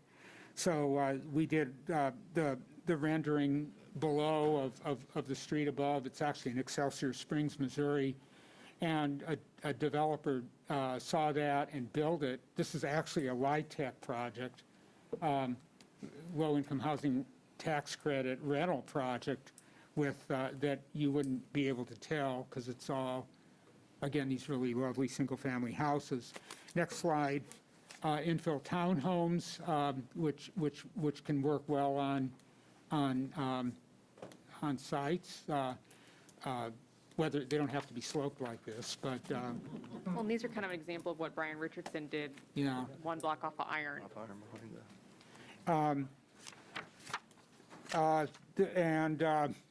Yeah, so the concept of attacking gaps, this is the NHIA program that we talked about earlier. So you can see the area that under the statistics is eligible for that.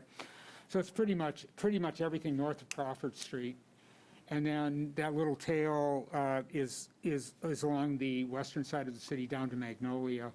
So it's a little bit bigger area than the NRP area is, but could be a very effective program if it gets approved in the infrastructure package Well, and it or might be- by itself. It might be even worth looking at this map if we're revising the That's NRP right, exactly. to match this more similarly, because this is what the feds have kind of looked at and said, if you're trying to get that gap in housing, here's where it's going to happen, here's the census tracts and the other data that came up with that map. Yeah, it isn't wildly different, but it's a little bit, Makes It's a it little takes bit the easier. center. We missed Yep. 4th Street and 8, there's some of those, yeah. Yeah. This makes a Yeah. lot more sense to me. Yeah. So. Yeah, it's just expanded just enough, and I think to really kind of get to that moderate level, some of the stuff that's covered in the NRA, it's what it takes to bring it up in value might not be worth somebody who maybe wants to start at a $50,000 home versus a $30,000 home in that rehab category. So, and then finally, please excuse the Google photograph, but this is in Council Bluffs, Iowa, which is a city that's really used street reconstruction very effectively to generate reinvestment in what was once not a very strong neighborhood. Okay, so finally the results, and we get to the point in phase 3 where things start to support themselves. So the method behind the madness is to build enough value and enough security that we get to the point that the private sector begins to work with either minimum or no assistance. So a couple of examples of that kind of going on. This is this little project that's a totally privately funded project in DeSoto, Kansas, near downtown, called the Cottages. It's really, I haven't been there since it's been built, but I was there doing a housing study during construction. It's really a very nice little development. Private infill development, this is the one on the right, is in Fayetteville, Arkansas. And then the next slide, very importantly, and this is kind of where the rubber hits the road, is getting to the situation where people are reinvesting in their own houses and doing rehabilitation. And at this point, the amount of individual subsidy gets rather small, and we hope that and think that the private market begins to respond and ultimately things happen. The problem with housing programs is that the need is never fully satisfied. But the best thing we can do is to get to the point where people are able to build secure wealth in their homes and see those homes as valid investments for the future. So just quickly to review, next slide, that as we said when we talked last, we thought that an action program should build resources for both filling gaps in financial performance and in expediting the pipeline. Pipeline being not a good term to use right now in view of the Colonial Pipeline, but you know what I mean, of things that are lined up for development. To demonstrate a demand, that there is a demand for different housing types to engage builders in developing those through our demonstrations, to reduce risk factors, to engage industries, to diversify the products that we offer, and to have an overall strategy that ultimately conserves and rehabilitates our existing inventory of housing. So the test then becomes for us in thinking about these ideas and moving forward, what should the city's focus be? Well, I think we've probably answered that question with the three-part strategy. How should resources be used and projects evaluated? How do we balance new development and conservation needs? We're very sensitive to this and listening to the retreat proceedings and of the need to balance both markets, both our infill and established city markets and needs and our kind of a little bit easier to accomplish greenfield needs. What should a production structure look like? What kinds of resources are realistic? So hopefully we have addressed or will address these questions in both the policy and in the Live Salina amendment. And so our next step will be in 4 weeks to deliver the actual policy document draft to you, as well as the Live Salina amendment, because we're planning to be wrapped up with both of those things within that period, so that you can review those, again, modify and move forward. Any questions for Mr. Schukert or Ms. Driscoll? I do. In 4 weeks, we'll look at the policy. We have a couple of developments in front of us. Where do those stand between now and this?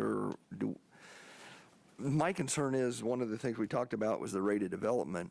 And if we wait 4 weeks and then we have to discuss those projects again, we're going to get to the point where we're going to get out far enough that we may not be getting things perhaps built in a significant time frame to meet the demand for employees coming to the community. I don't think it was ever I don't think it was ever assumed by us that you wanted to wait Okay, for these, Yeah. for the housing policy. So Because we're in the development. project's already advanced to, right. Correct. You I passed just a didn't want us to be resolution. sitting for 4 weeks, so. No. okay. No, I mean, we've sent the information to Department of Commerce. Okay.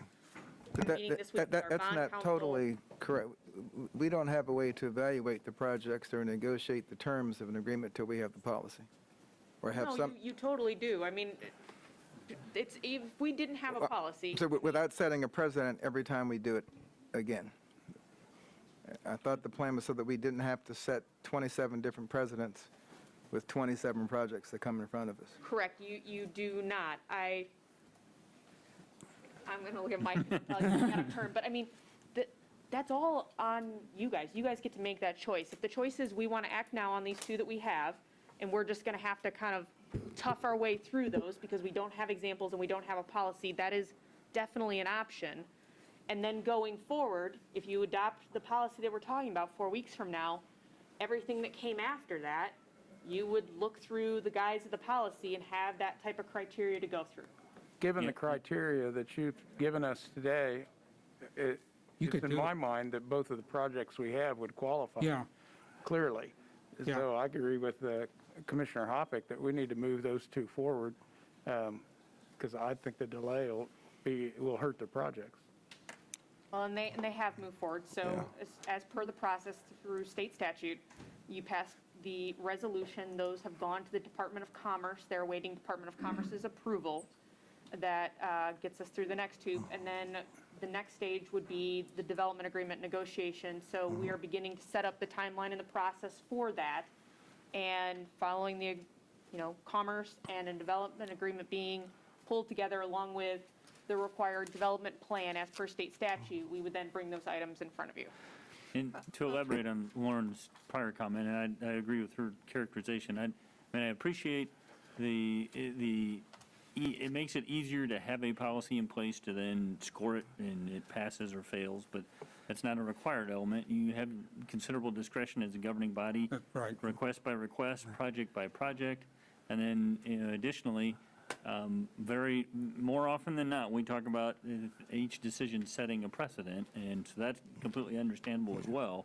But more so than ever, we've had conversations about this is kind of an ever-changing landscape and not wanting to set a precedent. The combination of making that clear in the front end, as well as adopting a policy shortly thereafter, I think if you as a governing body are comfortable collectively of proceeding, there's nothing that prevents you from doing that. And one of the things I brought up last time is I would like to see us, again, continue to use Marty as we address these two projects to help us. You know, we looked at return on investment and some different things. I think there's some things that Marty can help us with, you know, even until we get that policy in place and kind of give us some guidance based on our need and what's being brought to us.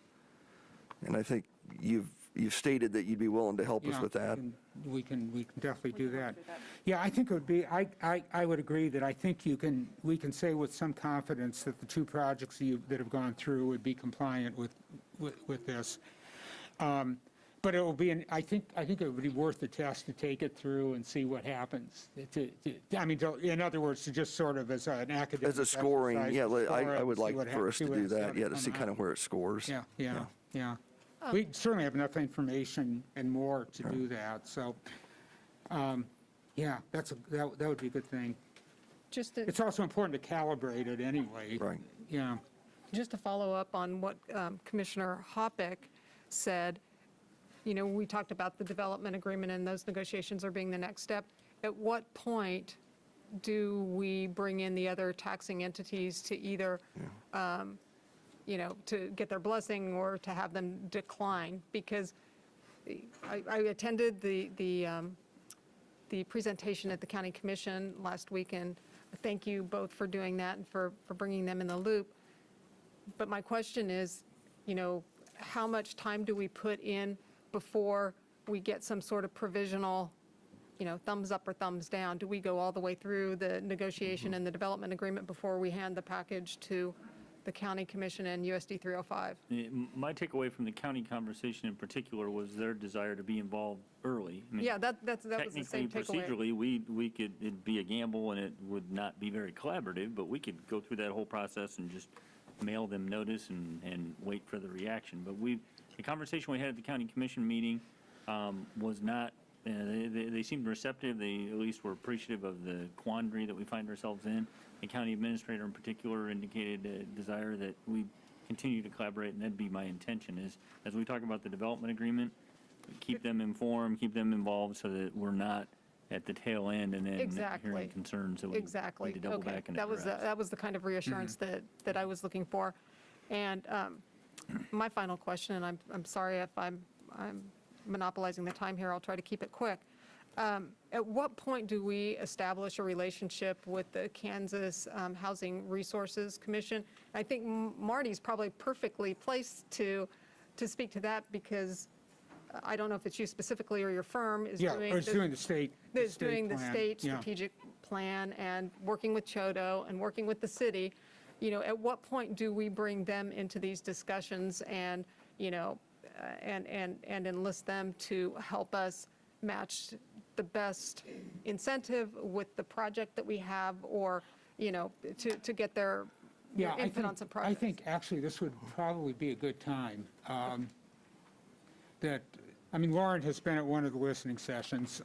That's kind of where the state planning process is at right now. So there are all these various inputs and common themes that will be coming in.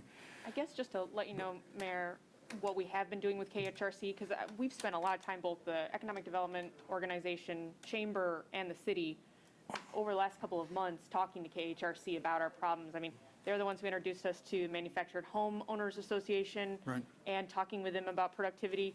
We've been talking about with Department of Commerce, Lieutenant Governor, and the Executive Director of Kansas Housing Resource Corporation about our needs. In fact, we suggested they have a spotlight on their monthly developer call.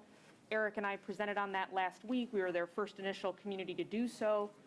I just talked with Alyssa from Housing Development on Friday just about where we're at with LIHTC applications.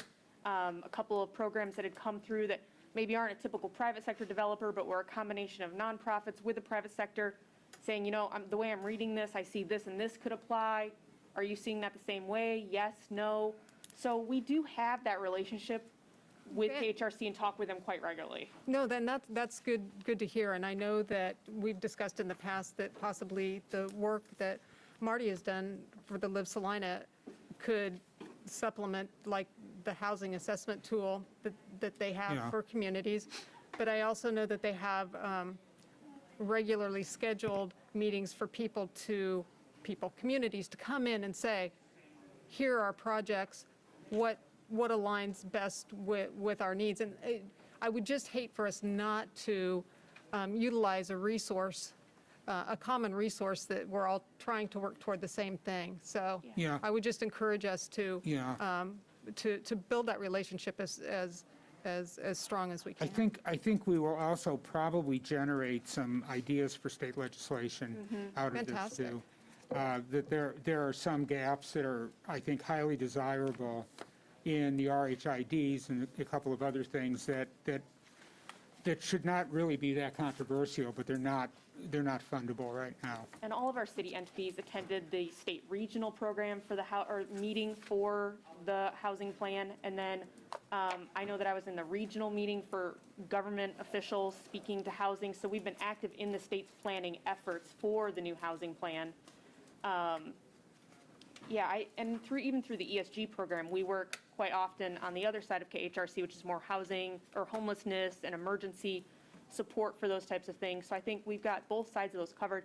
When I reached out following the strategic planning where we talked about those resources, was gently nudged to say, yes, of course you could use those, but they're typically for smaller cities who don't have as much staff or availability of consultants.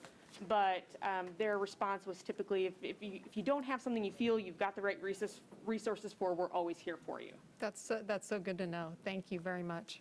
Are there any other questions?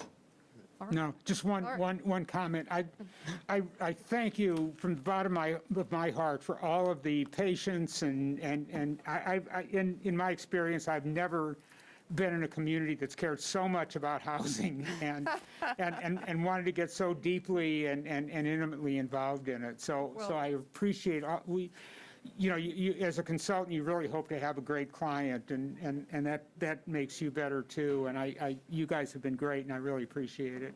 Thank you so much, Marty. Appreciate your time, and we'll take a quick break for the meeting at 4.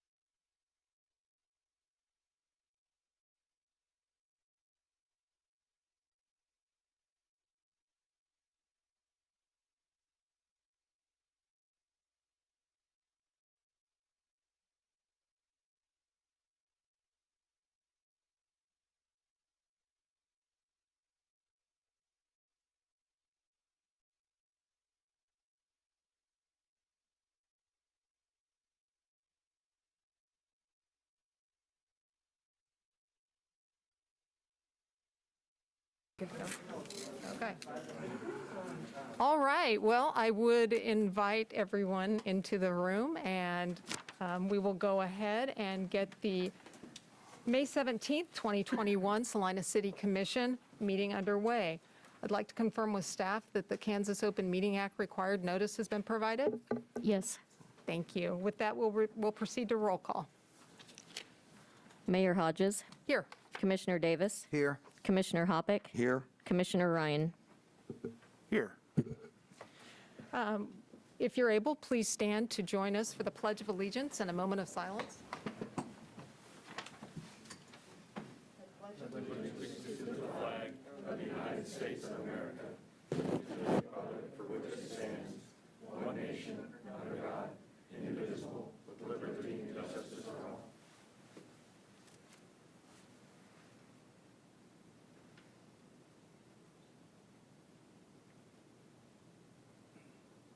you.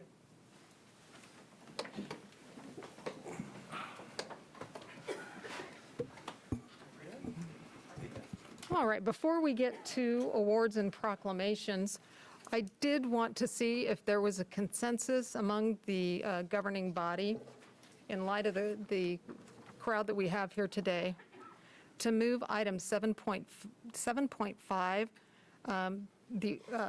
repealing the ordinance with the mask mandate, to move 7.5 up in the agenda to precede 7.1?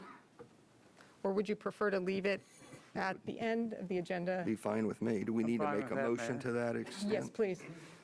Mayor Hodges, I make a motion that we move item 7.5, being ordinance number 21-11058, to the beginning of administration in front of 7.1.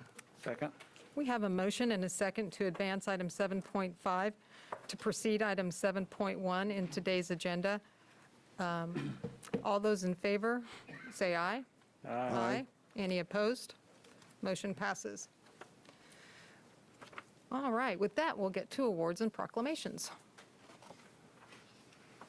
Item 3.1, the week of May 16th through May 22nd, 2021 is National Public Works Week in the city of Salina. Heidi Black, Public Works Department, will read the proclamation. Madam Mayor, Commissioners, I have with me Streets employee William Steck, and I would like to invite him to read the proclamation in my place. Awesome, thank you.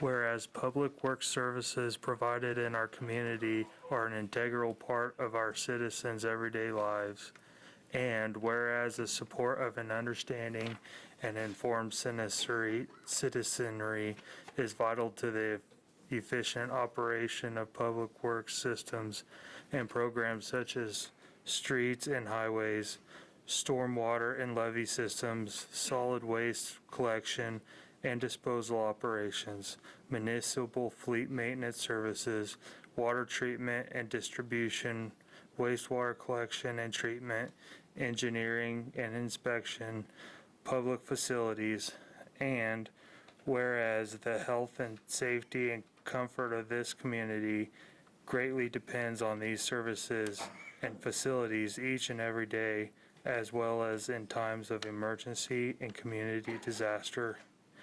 And whereas the quality and effectiveness of these services and facilities, as well as their planning, design, and construction, is vital, dependent upon the efforts and skills of public works officials. And whereas the efficient of the qualified and dedicated personnel who staff public works departments and maternally influenced by the people's attitude and understanding the importance of the work they perform. Now therefore, I, Melissa Rose Hodges, Mayor of City of Salina, do hereby proclaim the week of May 16th through May 22nd, 2021 as National Public Works Week in the City of Salina, and I call upon all citizens and civic organizations to acquaint themselves with the issues involved in providing our public works and to recognize the contributions which public works officials make every day to our health, safety, comfort, and quality of life.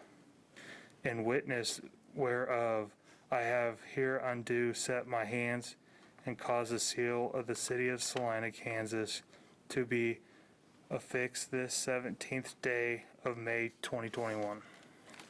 Thank you very much. And I'm sorry, I didn't catch your last name. Stack. Steck. Okay, thank you so much, Mr. Steck. I really appreciate it. Is there going to be any way that we're going to be celebrating or recognizing Public Works Week? Yes, actually, on Wednesday, General Services is planning on hosting an appreciation lunch for all the Public Works employees.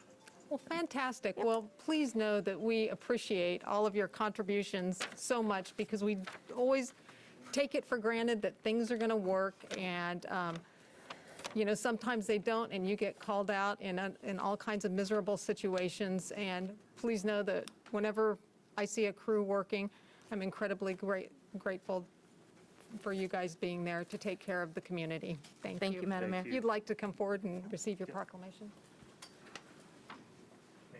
Thank you very much. And enjoy your luncheon. Thanks. Item 3.2. Item 3.2, the week of May 16th through May 22nd, 2021, as Emergency Medical Services Week in the city of Salina. Kevin Royce, Fire Chief, will read the proclamation. Excuse me, Madam Mayor, Commissioners, good afternoon. EMS Week proclamation to designate the week of May 16th to 22nd, 2021 as Emergency Medical Services Week. Whereas Emergency Medical Services is a vital public service, whereas the members of the emergency medical service teams are ready to provide life-saving care to those in need 24 hours a day, 7 days a week. Whereas access to quality emergency care dramatically improves the survival and recovery rate of those who experience sudden illness or injury. Whereas emergency medical services has grown to fill a gap by providing important out-of-hospital care, including preventive medicine, follow-up care, and access to telemedicine. And whereas emergency medical services systems consist of first responders, emergency medical technicians, paramedics, emergency medical dispatchers, firefighters, police officers, educators, administrators, pre-hospital nurses, emergency physicians, trained members of the public, and other out-of-hospital medical care providers. And whereas the members of the emergency medical service teams, whether career or volunteer, engage in thousands of hours of specialized training and continuing education to enhance their life-saving skills. And whereas it is appropriate to recognize the value and the accomplishments of emergency medical service providers by designated Emergency Medical Services Week. Therefore, I, Melissa Rose Hodges, Mayor of the City of Salina, Kansas, in recognition of this event, do hereby proclaim the week of May 16th to the 22nd, 2021 as Emergency Medical Services Week. With the EMS strong theme, this is EMS, caring for our communities. I encourage the community to observe this week. Thank you very much, Chief Royce. Are we going to be doing anything special to celebrate or recognize our EMS workers? Not this year, just whatever we can. We had quite a trying year, as you can imagine. And Absolutely. we're coming out of it, and we were very fortunate, and it's nice to recognize all of our people. It is, and it's so nice to be able to count on those pre-hospital services. And thank you so much for making the presentation today, and please convey our thanks to all of the EMS workers. Certainly will. Thank you, Mayor. Thank you. Thank you very much.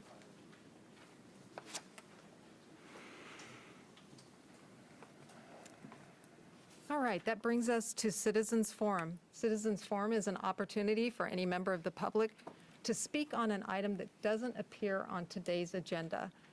If you would like to speak, please come forward, state your name and where you're from, and you will have 3 minutes to ask any questions, bring anything of interest to the commission. And that does go for people who are online as well. They can raise their virtual hands. Is there anyone who would like to speak? And I don't see any hands raised online either. Nope. All right, well then we will go ahead and proceed to the consent agenda. 6.1, approve the minutes of May 10, 2021. Item 6.2, approve the purchase of 20 stalker radars, ancillary equipment, shipping, warranties, and equipment installation. Are there any items that a commissioner would like to remove from the consent agenda? Nope. All right, hearing none, I would accept the motion to approve. Mayor, I move that we approve consent agenda items 6.1 and 6.2. Second. We have a motion and a second to approve consent agenda items 6.1 and 6.2.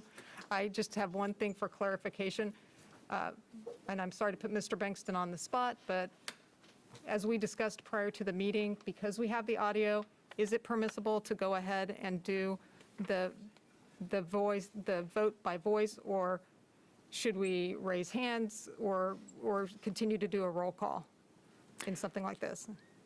I think either the raising of hands or the call for a voice vote is acceptable under the circumstances where anyone participating remotely is doing so via Zoom and not simply calling in. I understand the Attorney General's direction to be that the roll call is to be sure that anyone who doesn't have the video element can hear exactly who is voting and how. Thank you very much. I really appreciate that And clarification. Mayor, there is one person that's called in, so. Oh, okay. Well, then we'll go ahead and just do the roll call then. Sorry, Try. I'm trying to get us past that, but I guess not quite yet. Commissioner Davis, Aye. Commissioner Hoppick, Aye. Commissioner Ryan, Aye. Mayor Hodges. Aye, that motion passes 4-0, which will take us to, we will proceed to item 7.5. Item 7.5, approve ordinance number 21-11058, repealing ordinance number 20-11045, requiring the wearing of masks or other face coverings in public spaces.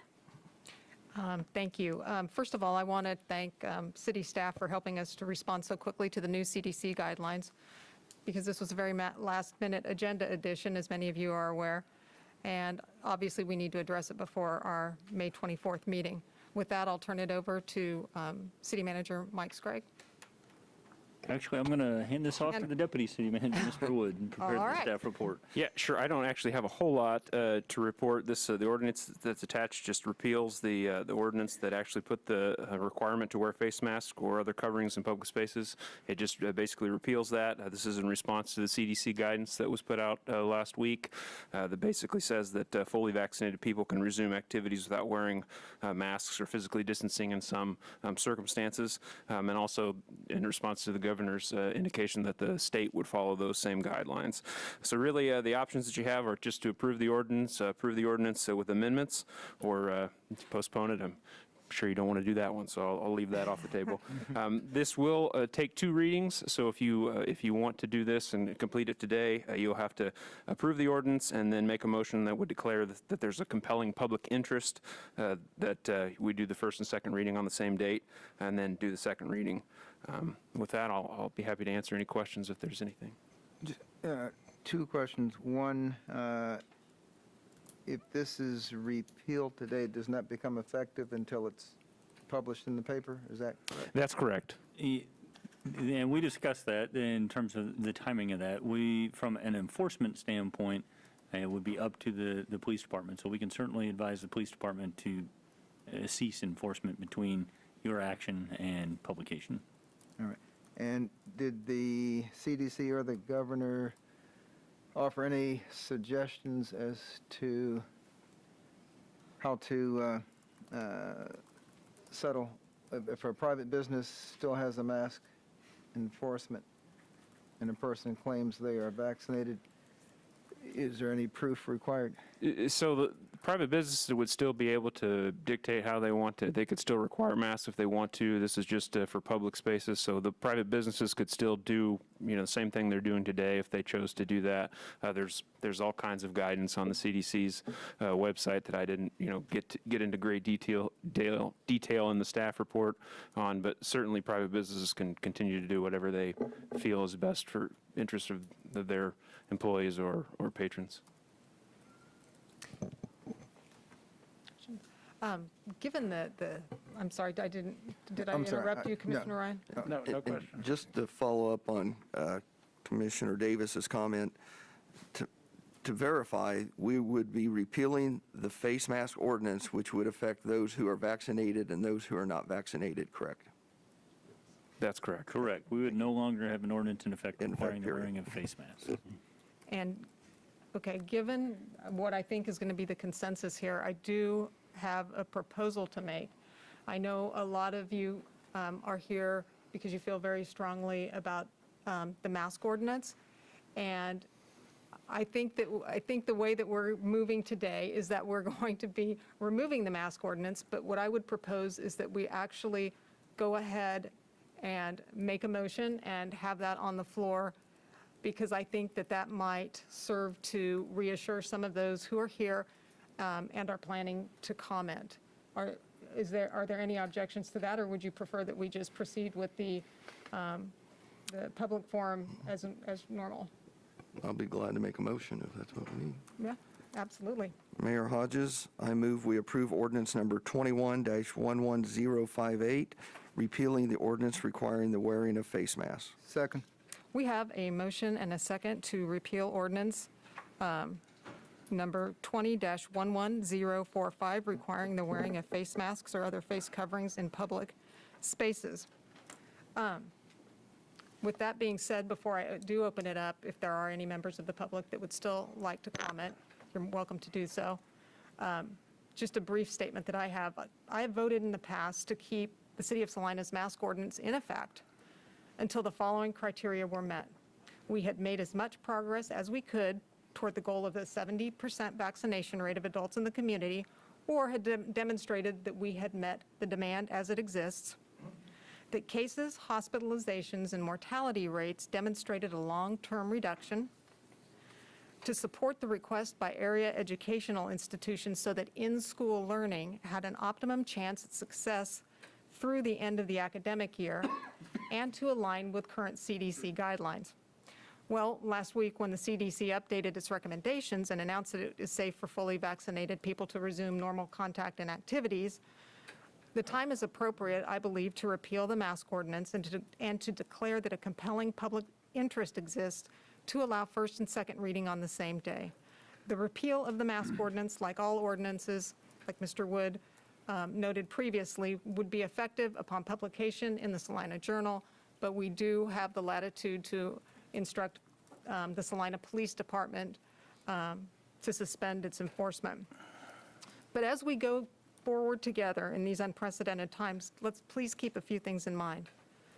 The repeal of this ordinance does not change the fact that the CDC recommends unvaccinated people continue to wear masks indoors and to maintain social distancing. For the sake of the vulnerable members of our community, like those who are immunosuppressed or too young to receive the vaccination, if you haven't been vaccinated, please continue to wear your face masks indoors. That individual businesses and organizations have the ability to require masks in their place of business, and that citizens should respect those policies that have been established.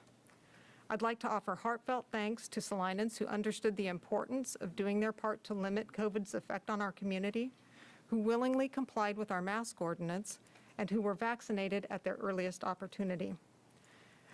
As we proceed with public comment, I'd like to reinforce that our action today is to repeal the face mask ordinance.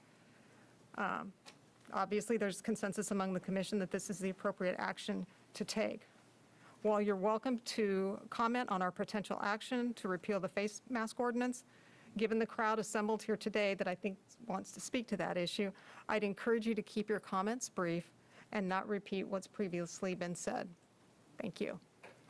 Do we have anyone who would like to speak about the repeal of the mask ordinance at this time?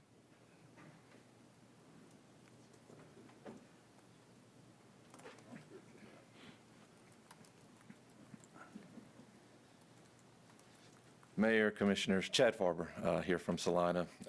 It's been a long time coming, but I'm glad this board has come to this consensus. This has been a topic of controversy in our community, and I, for one, am glad to see this going away so that we can all come together again as Salinans and work towards the common goal of making Salina a better place. And so as I understand the consensus to be, I understand we haven't had the vote yet, I am looking forward to this repeal of this ordinance. And I would say, again, let's all get back on the same team and continue moving forward. I know there will be some difficulties with individual businesses, and I appreciate that latitude where businesses can make their own decisions. And I would say it's not our place as citizens to be arguing back and forth with the proprietors of those businesses, but that we can cordially get along and still make our point across. But thank you for all of the times that you've listened to me and to the fellow citizens behind me as well. Thank you very much, Mr. Farber. Is there anyone else who'd like to speak today? Is there anyone who's got their virtual hand raised? All right. I'll bring it back to the commission for a roll call vote. Oh, I'm sorry. So then one comment. Yes, sir. I don't think any time in this, at least I have not considered us all on Team Salina. Our job is to make sure the government runs. When businesses shut down, employees are sick, and we've done our best to make decisions that keep the city going, and considering where we sit socially and economically and educationally right now, I would dare say we've done a pretty good job of coming through this. There are still a lot of emails and calls that I get from people who are afraid of what's going to happen, because we are now all on the honor system, or will be on the honor system. So, you will now get a chance to see how many of your fellow citizens do make responsible choices. But you won't know what their choice is unless they make you sick, or what their choice was. So it's even more important now that if there's fear about getting the disease, and the disease is still active, get vaccinated. I do have just a few suggestions. And last comments, for those of us who've been, or were stuck at home with our spouses, mates, pets, kids, whatever, I hope the 15 months was enjoyable. I actually got to spend more time with my wife than I probably would have, and it was great. The one thing that I liked about the mask is that it reinforced good behavior. And when people are in car accidents and they hurt their neck, we put a soft little collar on their neck. That collar wouldn't keep you from moving your neck if your life depended on it. But what does it tell you to do? Well, don't look way up on the ceiling, don't bend under the sofa, don't turn your head to back the car up. It's a reminder. And for many, the mask is a reminder, wash your hands, cover your cough. Don't pick your nose unless you have a washcloth to clean it with. Don't stand over other people's food and talk to them when they're eating. Wipe your doorknobs. And most importantly, I hope we learned, despite the Kansas work ethic, if you're sick, stay home. And it's not just for coronavirus, but it's the flu we get every year. So I'm hoping as a society we have learned some healthier habits from this. Despite my public stance, I love to walk around without this. I'm vaccinated. If I see somebody who's coughing and looks sick, from my training, I'm probably not going near them anyway, coronavirus or no coronavirus. But just make smart citizens and remember, your mask, if you're sick, is to protect those around you. It's not to protect necessarily you. And this is where we really find out how much we care about our fellow citizens as opposed to just ourselves. So I thank the city for putting up with this as long as we have. But I think when you look at the social and economic success that we're, knock on wood, still enjoying here, it's been worth it. And I think there's a reason other cities look to Salina for direction. Thank you. Thank you very much. Any other comments from commissioners? Just a quick comment, I think it's been made a couple times, is I just ask that as citizens, we respect each other, whether you're pro or anti-mask.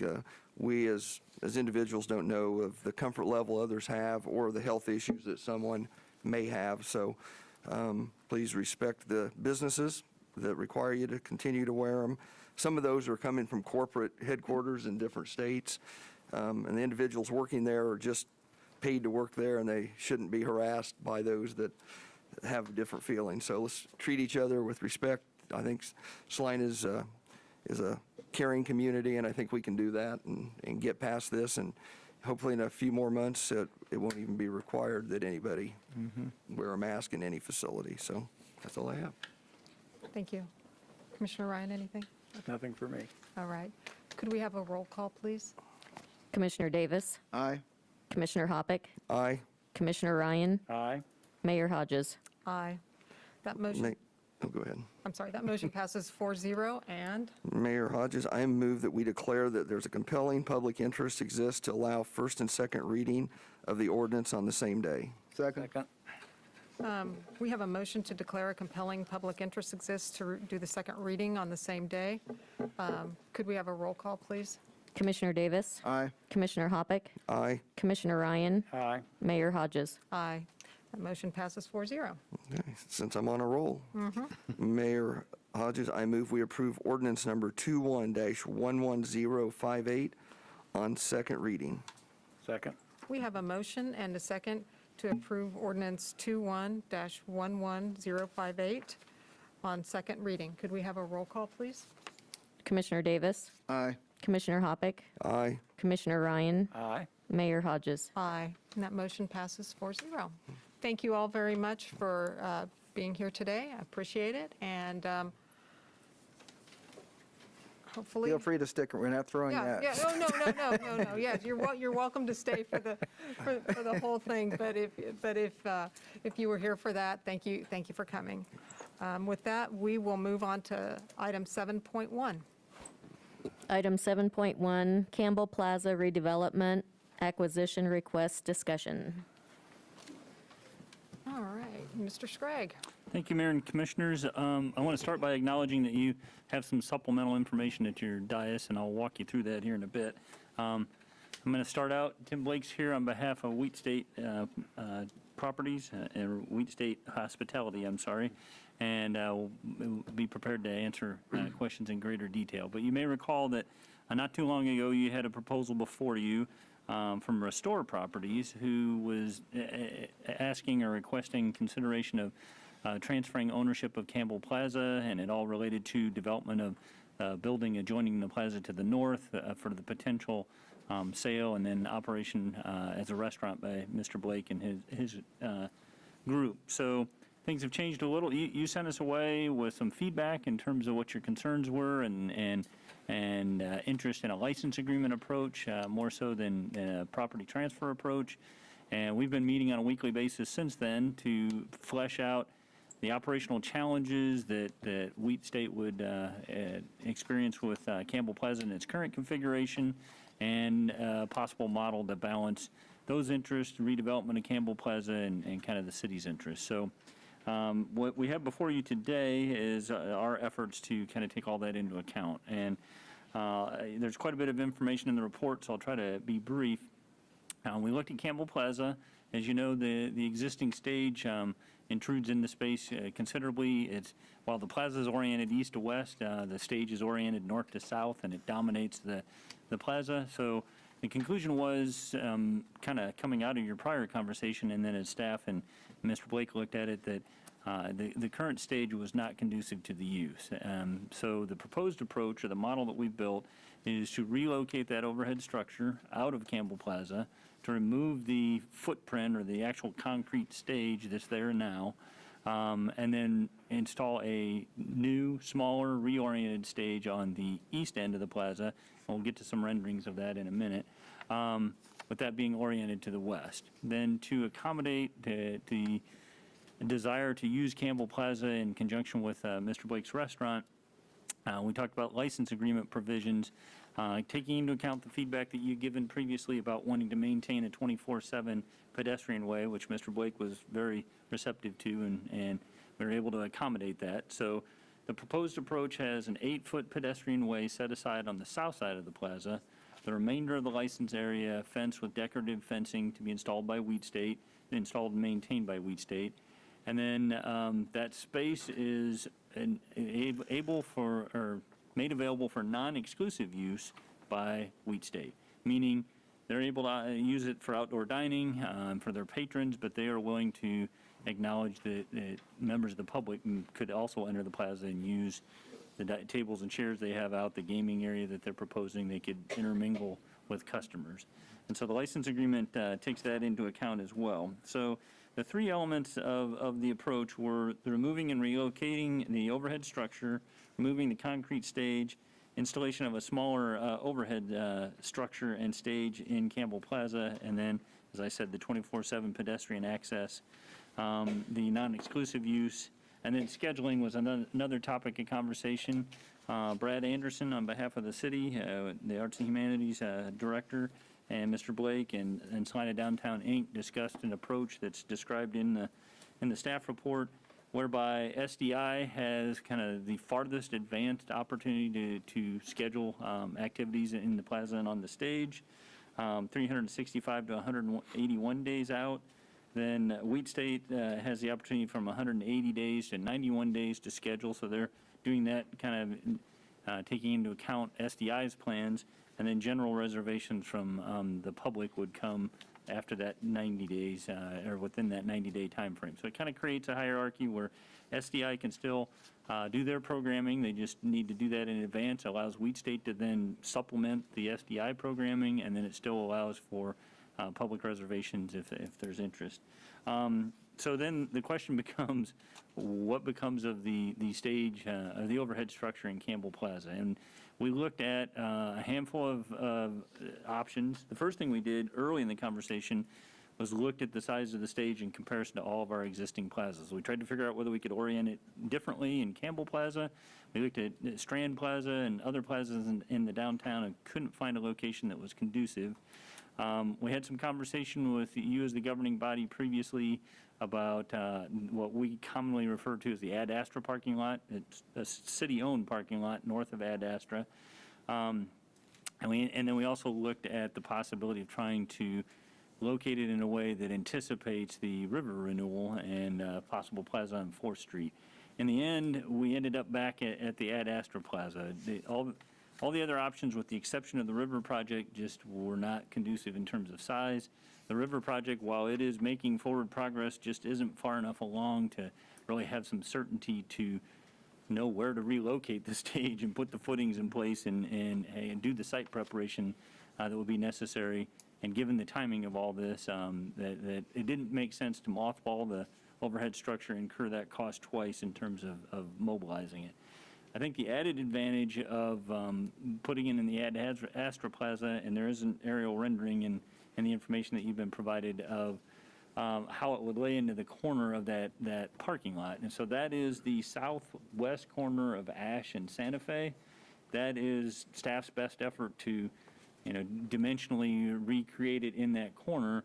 And with that orientation, not only is it directed at the Ad Astra parking lot owned by the city of Salina, but it also picks up the city-county building parking lot that's west of there and is currently used for city staff parking during normal business hours. So the footprint of those two combined parking lots is just a little bit over an acre in size compared to the Campbell Plaza being about 1/8 of an acre. So it creates another venue space in the downtown, a considerably larger space as well, with minimal impact on number of parking spaces and traffic configuration through the parking lot. So I think it represents an opportunity that's taken into consideration. So that then we then had to look at the budget, and those obviously there's more scope than what we'd intended for Campbell Plaza. So we went back and looked, and we do have funds left from the downtown project. I referred to it in here as the Starbond project, but our funds for the streetscape. So there are a few items that staff had identified as remaining punch list items that we took into account, and you should see that as an attachment as well.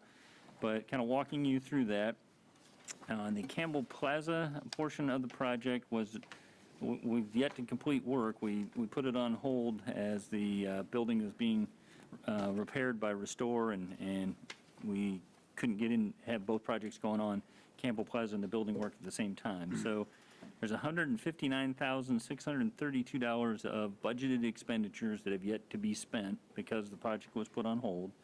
There are $384,415 of funds remaining. And so the added cost, the total cost that we've estimated for Campbell Plaza would be $242,004, which is an increase of $82,372. The estimated cost for the Ad Astra relocation and completion is another $80,363.75. So you combine all that together, and we're spending $162,735 more than we had initially anticipated. We have a reconfigured Campbell Plaza stage that's right-sized to that space, and then we have the relocation of the stage to the Ad Astra parking lot, and that's a venue that wasn't in the original plans. So one of the things that was omitted from the packet, totally my fault. If you only knew how much time and effort we put into this, I have no idea how I overlooked it, getting it in the packet. But is the document kind of at the tail end or the second tab of the information that was at your desk? That is the public financing application, and in it, it has a number of renderings of Campbell Plaza from different vantage points. The very first page there is Santa Fe looking east, and you can see the stage kind of set in the background. And then the other one I would call your attention to is more of a architectural rendering and an aerial photograph, or from an aerial view.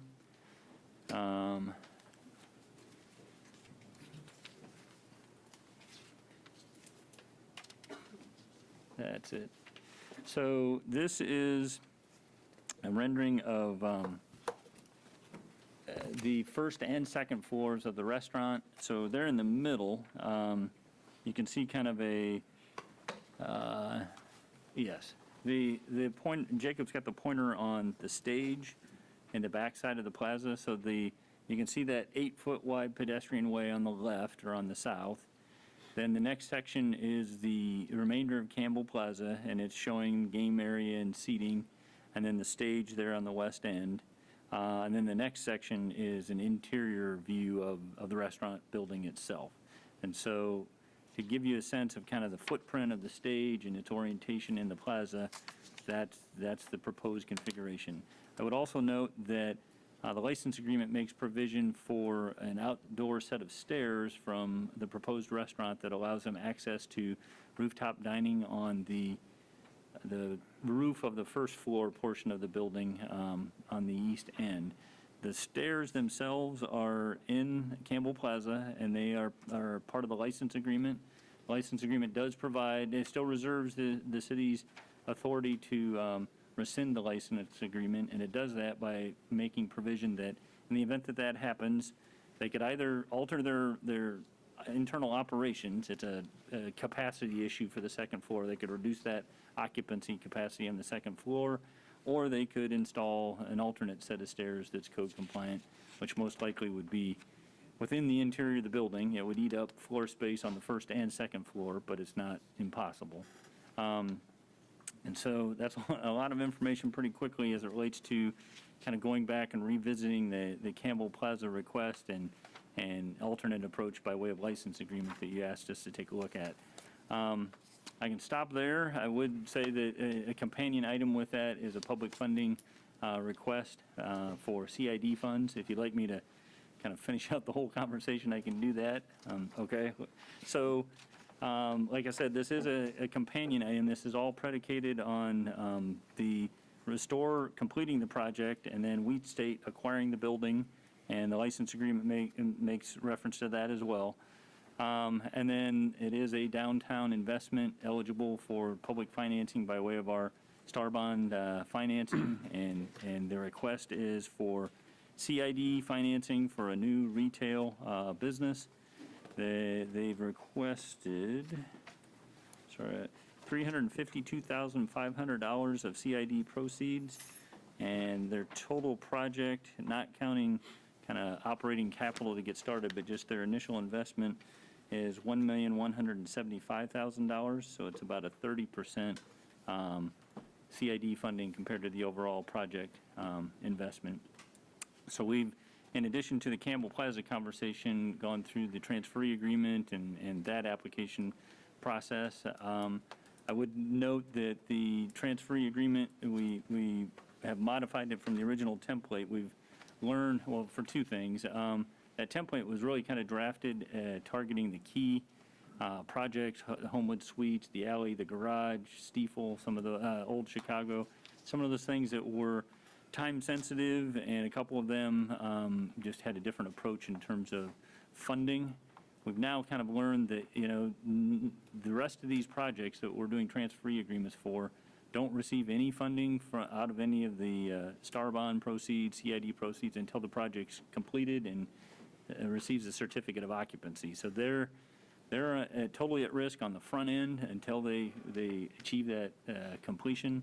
So a lot of that language that was geared at performance milestones and commencement dates and things like that, we've identified as we don't necessarily need to be that dialed in as long as we kind of take that pay-as-you-go approach. Number one, payment doesn't start until the project's completed, and it's now payment in full. It's on an annual basis if funds are available, and you may recall from the information previously provided that they kind of go into a priority order of the applicants in the order that they're approved. So in the event that there's not full funding, there's provision made for holding back payment for those that are lower in priority. So with all those things in place, the risk is considerably on the applicant more so than the city or any of our project funds.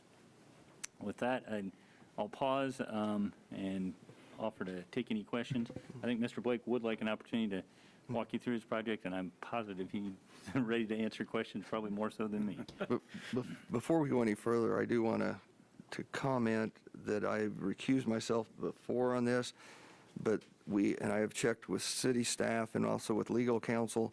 This is a new license agreement and transferee agreement with a separate entity that I currently do not have a conflict of interest with. So just in case any of the fellow commissioners had any questions, I wanted to. Mayor, and I would note the same instance for me before because of the change of the applicant. I'm no longer at conflict either. So. And then I apologize, there is one other piece of information, one other additional document that was at your dais that I probably should walk you through. There were some changes made to the license agreement. We had mixed references between an 8-foot dimension and a 10-foot dimension for the pedestrian, the dedicated pedestrian way, and 8-foot is the correct dimension. The other thing that we tried to address in greater detail was authority over the space, with it being a non-exclusive use. I wanted to be sure that we were protecting Weed State's ability as related controlling alcohol access under their license. People just bringing alcohol in from the outside, making sure they had the authority there. They also asked for confirmation on our part that when they closed the plaza in the evenings, that they had sufficient authority to not allow anyone to be in there, homeless persons or otherwise. And so there are a handful of changes that are shown as red lines in the document that's at your seat. In the recitals, section C, there's clarification about the pedestrian way and its uses as a designated outdoor dining, recreation, and entertainment area, and that it be open at a minimum of 7:30 a.m. to 10 p.m. each day. The Weed State is accepting responsibility for controlling that in terms of opening it and closing it. On the next page is corrections to the dimensions that I mentioned. In section 3, in terms of perimeter fencing and gating, it's more clear that Weed State shall be responsible for assuring that no persons utilize or remain within the licensed plaza after 10 p.m. and for securing the licensed plaza. In the open to the public outdoor dining section, we added more detail in terms of kind of the provisions as it relates to our ordinances about sidewalk dining and application of liquor license format. And then there's another section B about consumption of alcoholic liquor, that the city reserves the ability to govern the basis upon which alcohol may be consumed. And that's basically on the premise that they'll be operating under their license, but there's also an opportunity by state law to have a common consumption area if there were a festival in the downtown and we went through ABC and got licensing and designated an area where people could walk from location to location with alcohol, then just kind of reserving the ability to make that part of a broader plan. And then the last thing I would tell you is we did identify that we reference as attachments our ordinances regarding sidewalk dining and design review, and the ones that were attached did not account for your most recent revision. So we'll provide the updated ordinances as attachments to the final license agreement. With that, I'll stop and take questions.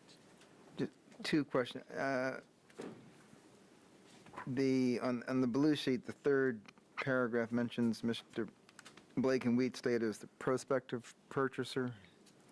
Is that? Correct. Are we making an agreement on the assumption that he will be, or can we make an agreement with him as the prospective Yeah, purchaser? in the event that it does, he is the other part, Wheat State is the other Right. party to the agreement. So in the event that that doesn't happen, then the license agreement would be null and void.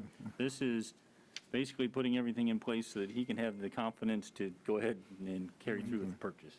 Right. And on the reservations, during the last 90 days, is it open to public and SDI and, I'll get the name together soon.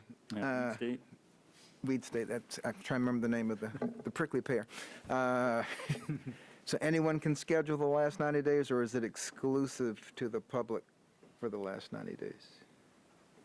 Yeah, anyone could schedule. I mean, any one of those, public, Weed Correct. State, or SDI? Correct. Okay, Yes. all right. It's just kind of giving that lead time to SDI first and the prickly pear second, and then, whether that's Super Bowl Sunday or the Royals make it to the World Series, prickly pear is probably going to be interested in those, but then we can backfill them with Okay, so if other a, reservations. let's just say a nonprofit in town knew ahead of time they wanted to schedule something 7 months out, they should go through SDI? Correct. to do Yeah, that. the reservation process SDI is our designee, so it would be through SDI or whatever our designated process is. Okay. But I have to say, Mr. Blake was very accommodating in terms of, recognizing kind of the community aspect of it, and I think his sense was that's helpful for their business as well. Just one sort of practical question. I'm assuming that you want to use the outdoor seating to serve guests. Absolutely. Now, if someone, unless I'm reading this wrong, if someone just wants to come in there and sit, how do you politely say, well, we're trying to serve our customers here? And that, could you leave? But I mean, how does that work? For sure. Well, and again, Mayor, Commissioners, thank you for having us and hearing us and helping us flesh this out. I first like that the city staff has been fantastic in numerous meetings and putting all of this together. To answer that question directly, we want this to be an enhancement to that plaza that we view as underutilized and underused to this point, and we understand that it's going to be open to the public.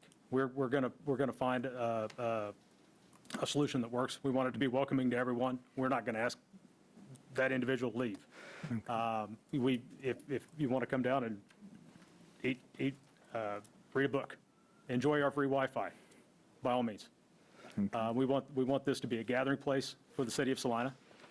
We view this project and this concept as what we hope will become the unofficial front porch of downtown. And we really want this to be a gathering point. And I think, as the city manager pointed out, we've really tried to work with Arts and Humanities and SDI, and we want to complement all of their programming. We don't want to replace it. We want to have a lot more, frankly. And to your point on the nonprofit, I welcome that event. I'm happy to host it if it's a wine walk check-in, or if it's a pick your project that we currently have in place, a sculpture tour. By all means, have it in that plaza. We would love to serve that crowd throughout the event, and before and after. I welcome that crowd. So, Thank you. Questions? I'm not sure whether these questions are for Mr. Blake or for staff, so I'm just going to, probably a little of both, so I'm just going to go ahead and start down my list here real quick. In the event that we proceed with Campbell Plaza as is and execute the finished project as it was originally intended, we've lost what, at least a year and a half, 2 years on this project? Yeah, I don't know the exact timing, but yes, there's been quite a delay, and we expect there'd be a cost increase just to complete Just for the the delay. original scope. So if we were to decide to go ahead and proceed with Campbell Plaza, what's the earliest date that we could get it completed by, and what's going to be our cost increase because of the delay? May have to rely Any on- sense on that? Jim, do you? We've had that conversation as staff. Staff's been in contact with Smoky Hill, and one of the things we have to do is be accommodating of their schedule. They've moved on to other work, so we don't have the ability to just kind of force them to pick the project back up. So I know that there's anticipated sizable cost increases, and I don't know that we know a definitive completion date. Okay, because, I mean, right now, it's listed as $160,000, more or less, as to complete it as originally proposed. But we know that there's going to be significant inflation and significant delay because of Yeah, I'd say remobilizing. both of those are fair, yes. And do we have any sense on the timing of getting them back to complete the project?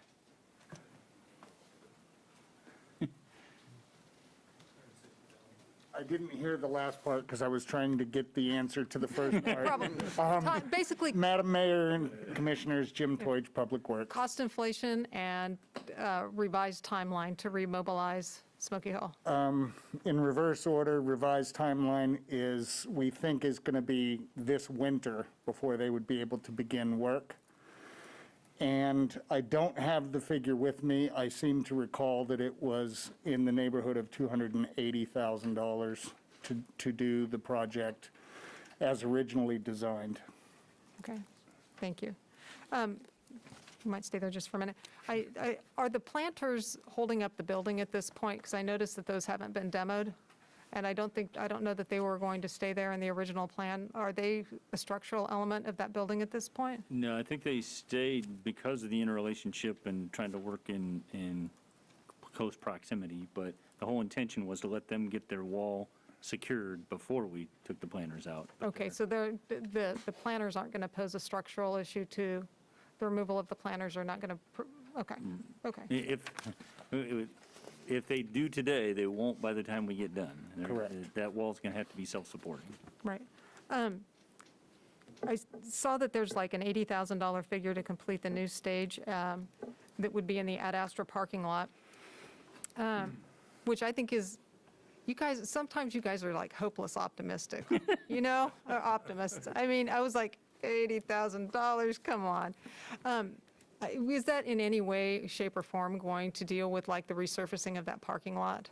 Or is that just specifically to build a new stage and to erect the overhead structure? Right. The surface maintenance was already our responsibility, just as part of our normal programming, so we didn't include that number in Right. this estimate. But it is included in the 2021 mill and inlay program, so we do have it scheduled. Okay, so that parking lot is going to be addressed this year. Yes, ma'am. Awesome, okay. Let's see, so that's going to mean that SDI is programming 3 stages downtown? I mean, do they program the 67401 Plaza? So you're going to have 2 stages in the same parking lot, another stage, Campbell Plaza, so they're going to be programming 3 stages.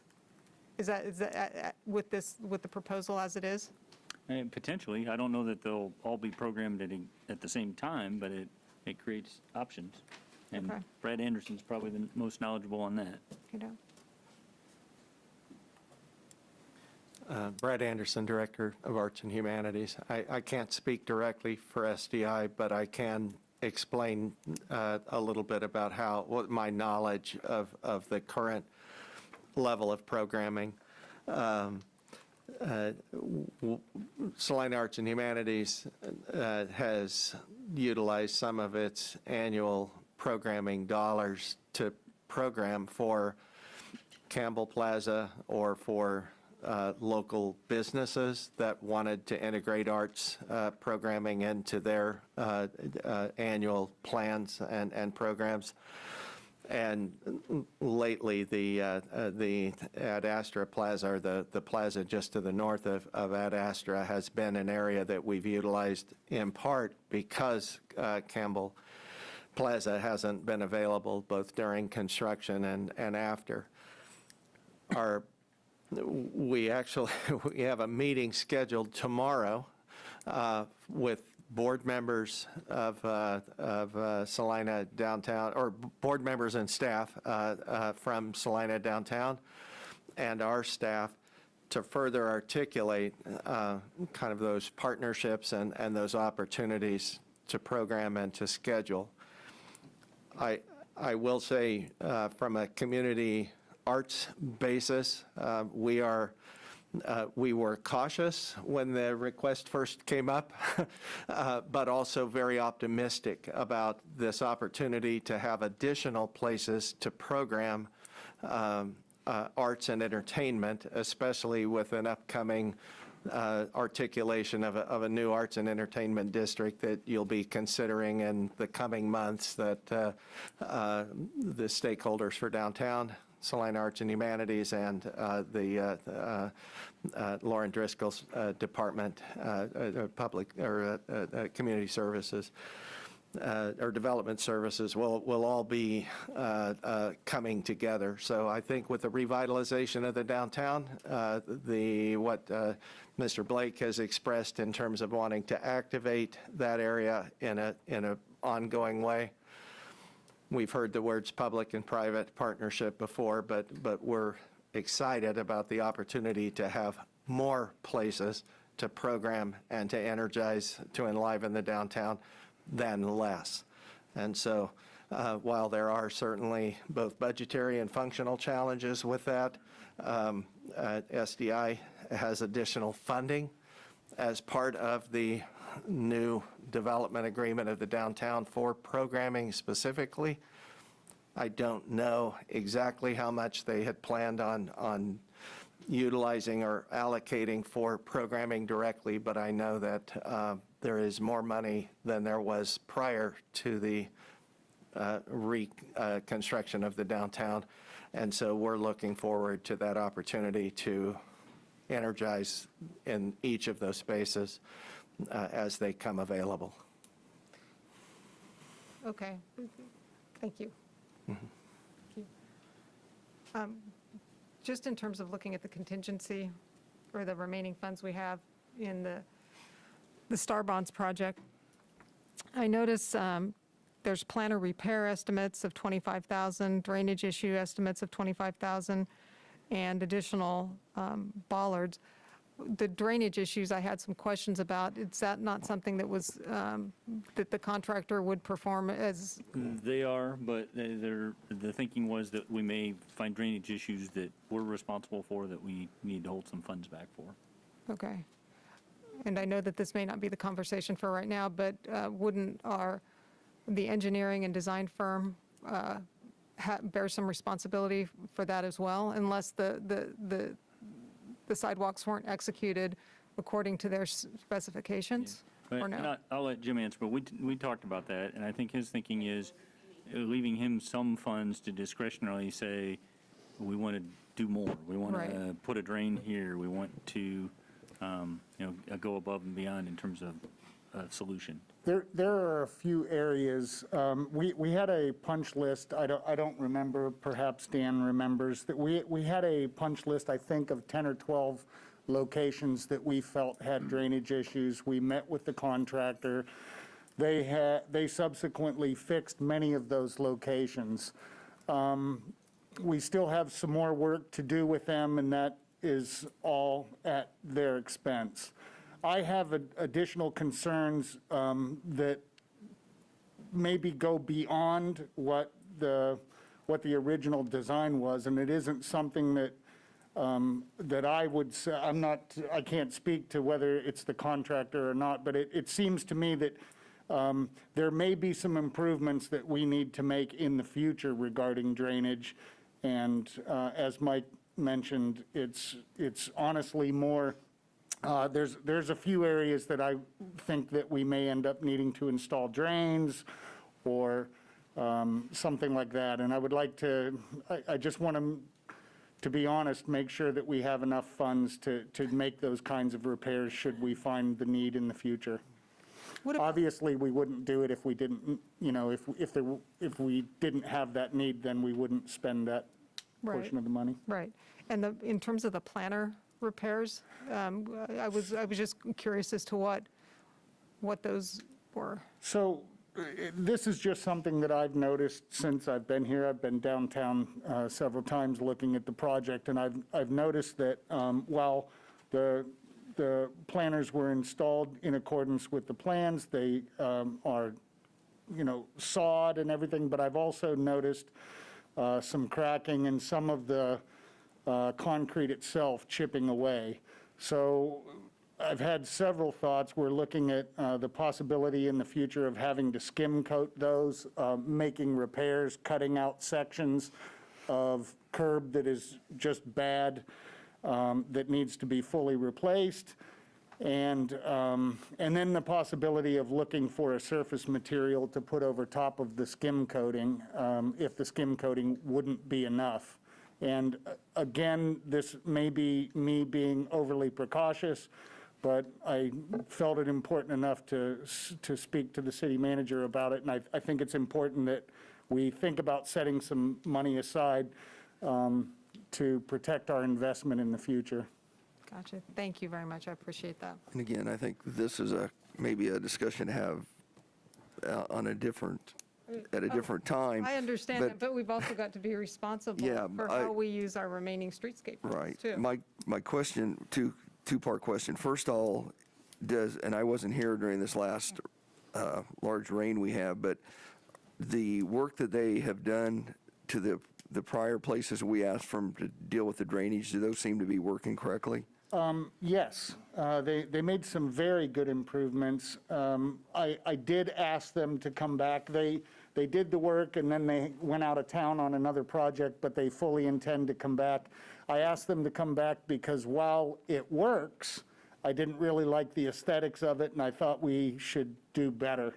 And so they agreed they will come back and make sure that the bricks are properly set in place and that it looks uniform while still providing the drainage that's necessary for that area. And again, being involved with Sculpture Tour, I spent, considerable time down there a couple weeks ago, and I did notice the cracking. I was going to bring that up on the planters. Would that not be some type of a guarantee or some type of? It could be. It's a relatively new topic. We are going to have to pursue that. I was surprised at the amount of cracking in some of them. And to me, based on the timeline of when those were installed, again, I think that should fall on the contractor. But Oh, I think I have photos from a year ago when we were talking about a punch list, and I went around, and yeah, the cracks have been there as long as a year ago. And we haven't definitively reached a conclusion. This is just kind of a holdback in the event that we need some funds to address it. Okay. I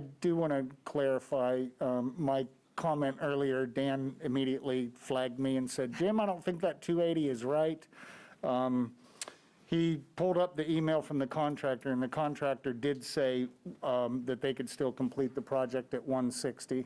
I do not remember why I'm remembering a larger amount. I'm not sure, but I wanted to clarify that. Thank you very much. I appreciate that. Yes, ma'am. That says a lot about that contractor. I'll give him that. Give him credit. Absolutely. Absolutely. I'm sorry, Mr. Blake, I didn't mean to cut you off. Is there anything that you wanted to present to the commission at this point, or anything further? I'm open to questions at this point, without the risk of being redundant, keeping you here longer than you need to be, but I'm definitely available for questions. Any questions for Mr. Blake? Thank you very much. Appreciate it. Well,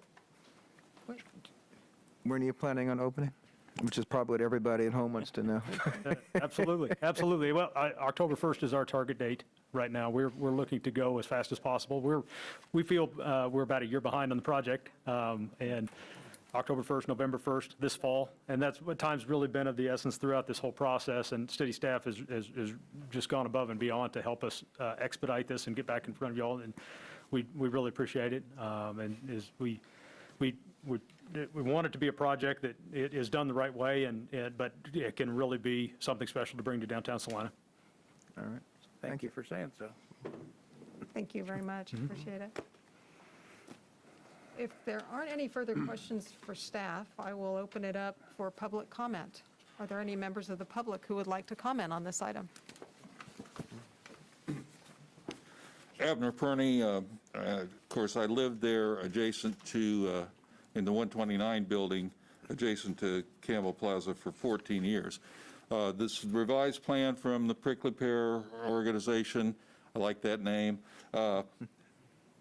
is much better than it was earlier. I like the idea that it is going to a license agreement, and that it did take into account my big concern of having 24/7 pedestrian access between the parking lots and Santa Fe. So I'm in favor of the present proposal so far as I can tell, except I was a little, since I didn't get to see the plans until just now on the screen, I was a little concerned about, again, the whole concept of having the Campbell Plaza canopy, the present stage canopy, moved to Ash and Santa Fe. I think that will work out all right. I like the idea that the decorative metal and the coloring goes with the bridges and the crossovers, and that will all, that would still look good and be out where people would see it.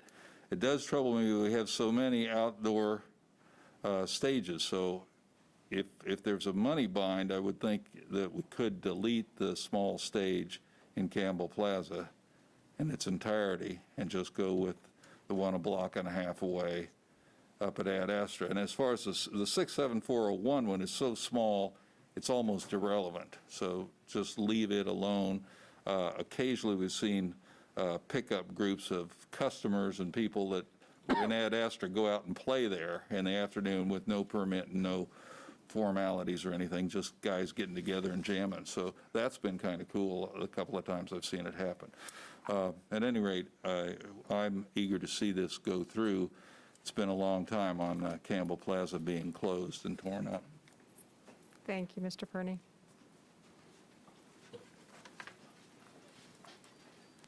Mr. McDowell, I would remind you that we still do have a mask ordinance officially in place, and I'd ask that you wear it when you speak at the podium. Thank you. Dalton City of Salina. Only concern I see with that picture, with that, where that placement of that stage is visibility on that corner. Because it looks to me like it's going to be right up next to the sidewalk, and visibility with that stop, with the light right there. Thank you.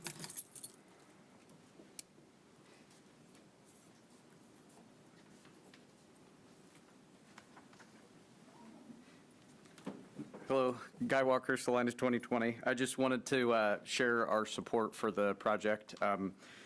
Just a few things that I thought were worth mentioning, and I know Tim touched on some of them, but one of the reasons we felt so strongly about supporting it and supporting a 30% incentive was the fact that it's unique for downtown, the food offering, and really the concept, I think, with that big of an outdoor area is kind of unique for the whole city.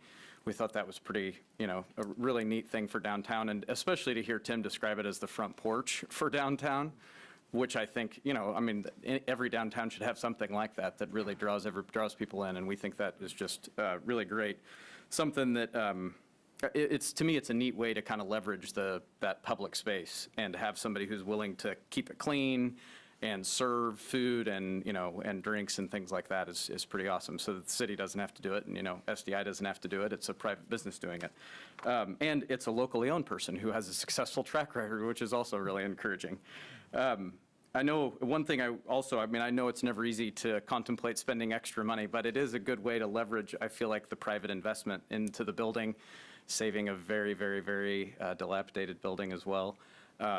And it's, again, they're going to, I think the city's payback and the citizens of Salina's payback is the revenue projection that they have is really strong, and the sales tax that'll generate for the district and for the city should easily pay back, I think, what the city is spending, is being asked to spend. So anyway, I just wanted to share Salina 2020 support and thank Mike and Tim for working late trying to get it in on Thursday. So any questions, I'd be happy to answer them.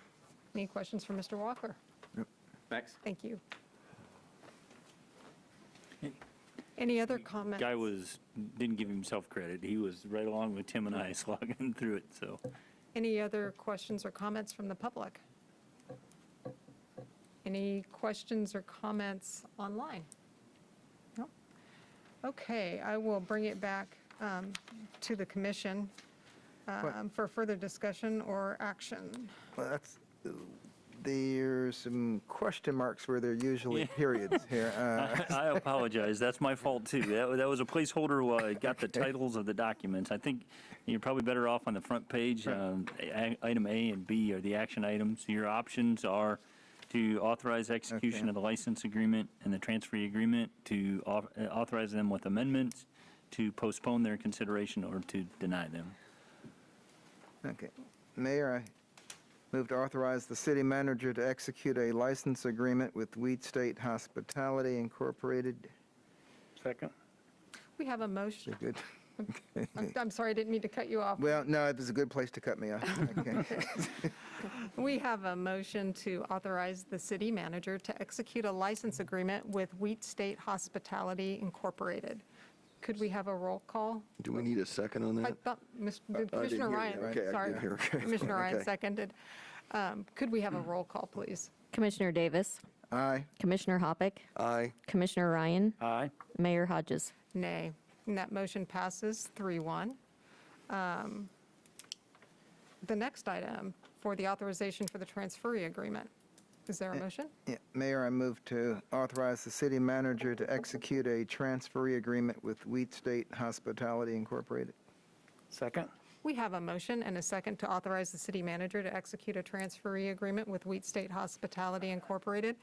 And I am going to vote for this item because I think that if Salina 2020 endorses it, and this is a use of the CID funding that we want to see, that's all well and good. I do have reservations about the plans or for executing Campbell Plaza and for Ad Astra, a stage at the corner of Ash and Santa Fe for the new Ad Astra performance stage. If we could have a roll call, please.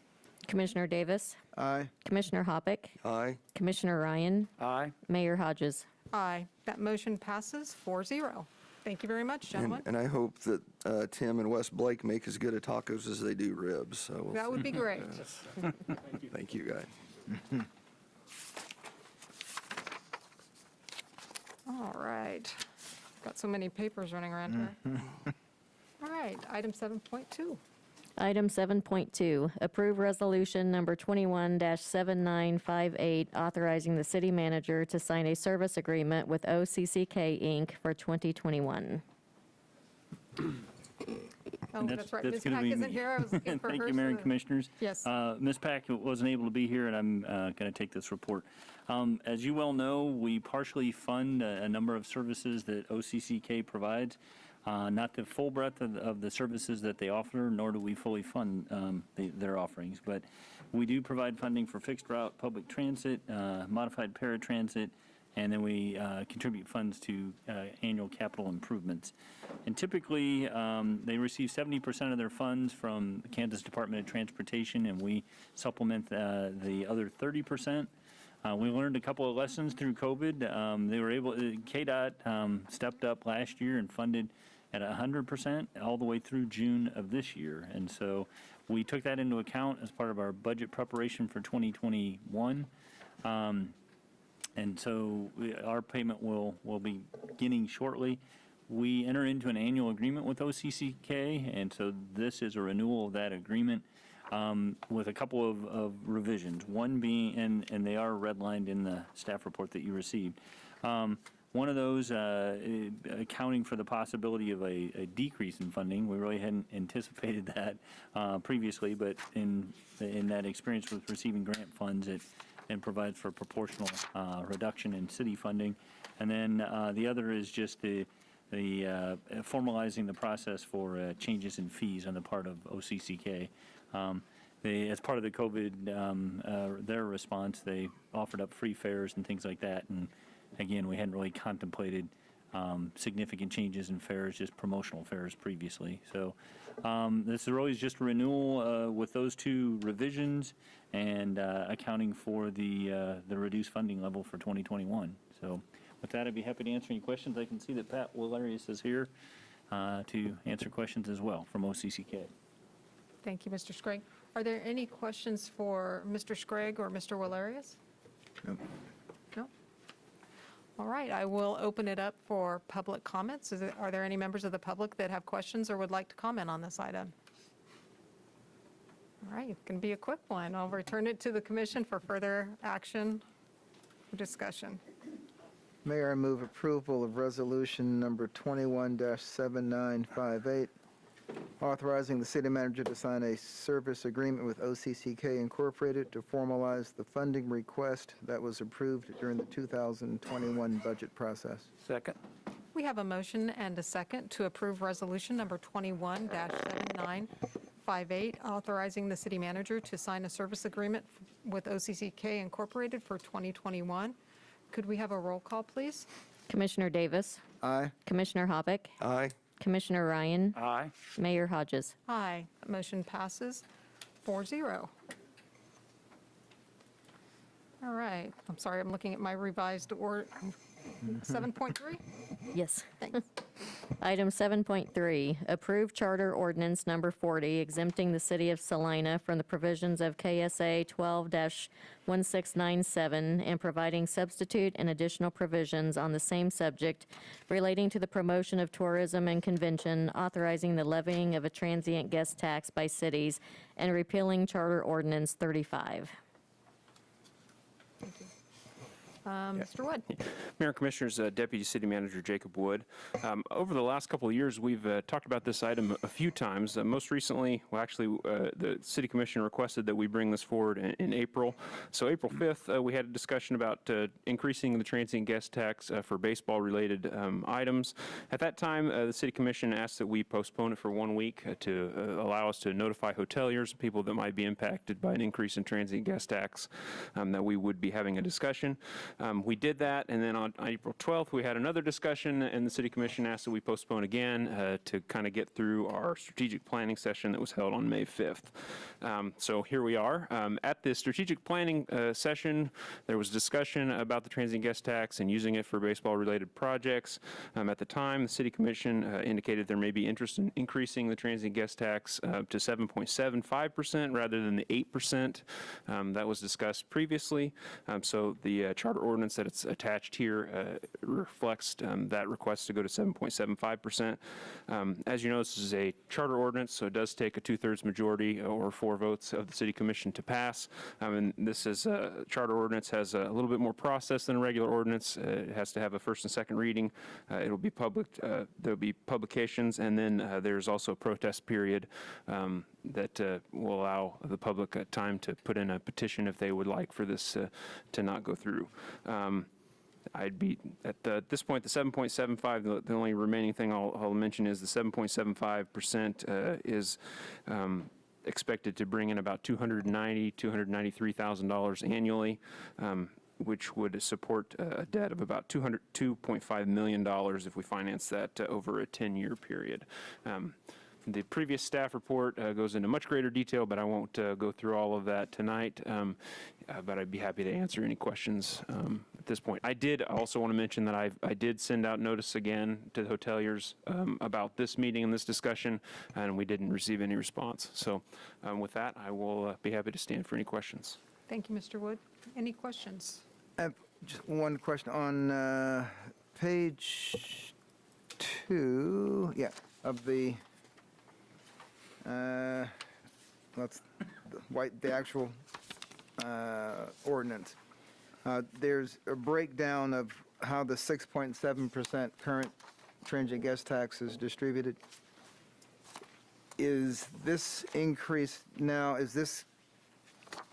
trying to do the math real quick, 1.25% increase going to be designated specifically for this project, or right now that will be done later? And the reason I'm asking is, I'd really like to see this, termed money set aside for athletic facilities of economic development potential, for two reasons. One, so that if we get a whole boatload of money, other suitable uses could apply for the money. So the ordinance that's in front of you today, all it does is give you the authority to increase the transient guest tax. The breakdown of how we have transient guest tax divided right now would stay the same. Right. At a later date, we'll come back with another ordinance that will increase, that will actually do the increase of the tax. And between now and then, the City Commission did ask that we go back and look at CARM and some of the other things. I anticipate we'll be having those discussions over the summer. And if there are changes to be made, we'll bring So those forward at the that actual time. distribution will be handled, or the relative distribution would be That's at a correct. later date. Okay, thank you. The 290,000, what was that based on as far as total transient sales? What did you use to come up with the 290? I don't have the actual total sales. It was the average of the last 3 years before Okay, so COVID. you used the, And Debbie's not here to answer that question, so. I think on and I don't know if you're looking at the same Yeah. thing that I was, right? the 3-year average was 27 million. Is that at the bottom of the, Yeah, it's based on the same numbers that are in the staff report. We have a spreadsheet, and we just plug in a different which that's probably. percentage rate, so it should be Probably a about little the same. high for the next year or so, I'm guessing. I think the difference is the assumed term. We're dialed in on a 10-year term with that 2.5 number, 2.5 million. Any other questions? I just have a couple. The first is, just to make sure, and I believe I've asked this before of Ms. Pack, and she's confirmed, the backstop for this, if we do not have sufficient revenues in our transient guest tax funds, would be the general fund, correct? It would be the general fund or the sales tax fund if you wanted to take it out of the allocation for parks. Gotcha. And then, and this is the part that I'm sure that I've asked Debbie about before, but whether we make that payment from transient guest tax sales revenues or we make them from parks or general funds, does it matter to our bond council as long as those payments are being made? Does the source of revenue matter?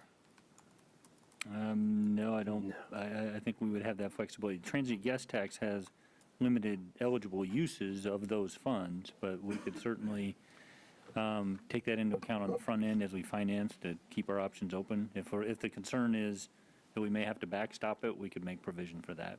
Yeah. And I just wanted to make sure that like a backstop provision that we made wouldn't result in a downgrade for our bonds if we said, oh, we're going to pay this using transient guest tax, and actually, no, we're going to go ahead and use it for sales tax. Right. When I say backstop, it really just kind of keeping our options open. So Okay. I think if we failed to make payment, that can impact our bond Yeah, rating. But absolutely. beyond that, I think we'll be fine. Yeah, I just didn't know if the source of the payment made any And difference. Mayor or Hodge, not. I guess you're talking about if we decide to fund somebody, if we decide to fund some debt servicing with the transient guest taxes, which we've correct. not decided yet how much we're going to fund through. Right, Okay, right, but okay. Right. yes, exactly. I think you said that a lot better than I did. Okay, and then, so at this point, this change in the charter ordinance doesn't anticipate any like sunset date, it's just ongoing, correct? I mean, we're not saying, okay, we're going to do it for 10 years and then it's over. Correct. This is a new tax and it's ongoing. And you could, at the next go-around, when you actually approve the increase of the tax, you could put a sunset date on it if you wanted to. This just simply gives us authorization to go up to that bottom level of 7.75. So what happens within that 7.75 is up to the commission. Okay, and then my final question is, we have to do a charter ordinance on this item for the transient guest tax. Are we going to be anticipating another charter ordinance change in terms of the funding for the parks project? Like, don't we have statutory limits, like over $1 million bonded, we have to do a change in our charter ordinance on that? I don't remember what exactly the limit was, but I believe that's correct, that there would be another charter ordinance change, but we really need to define what the project is and the total costs and who, I mean, if Baseball Enterprises is involved and they're spending a certain dollar amount, we really just don't have all that, the details of what the actual project is fleshed out yet to give us enough detail to change that charter ordinance. But as soon as we have that information, we certainly would have to change that charter ordinance. yeah, and here's what I'm just trying to ensure, that like our timelines align for this.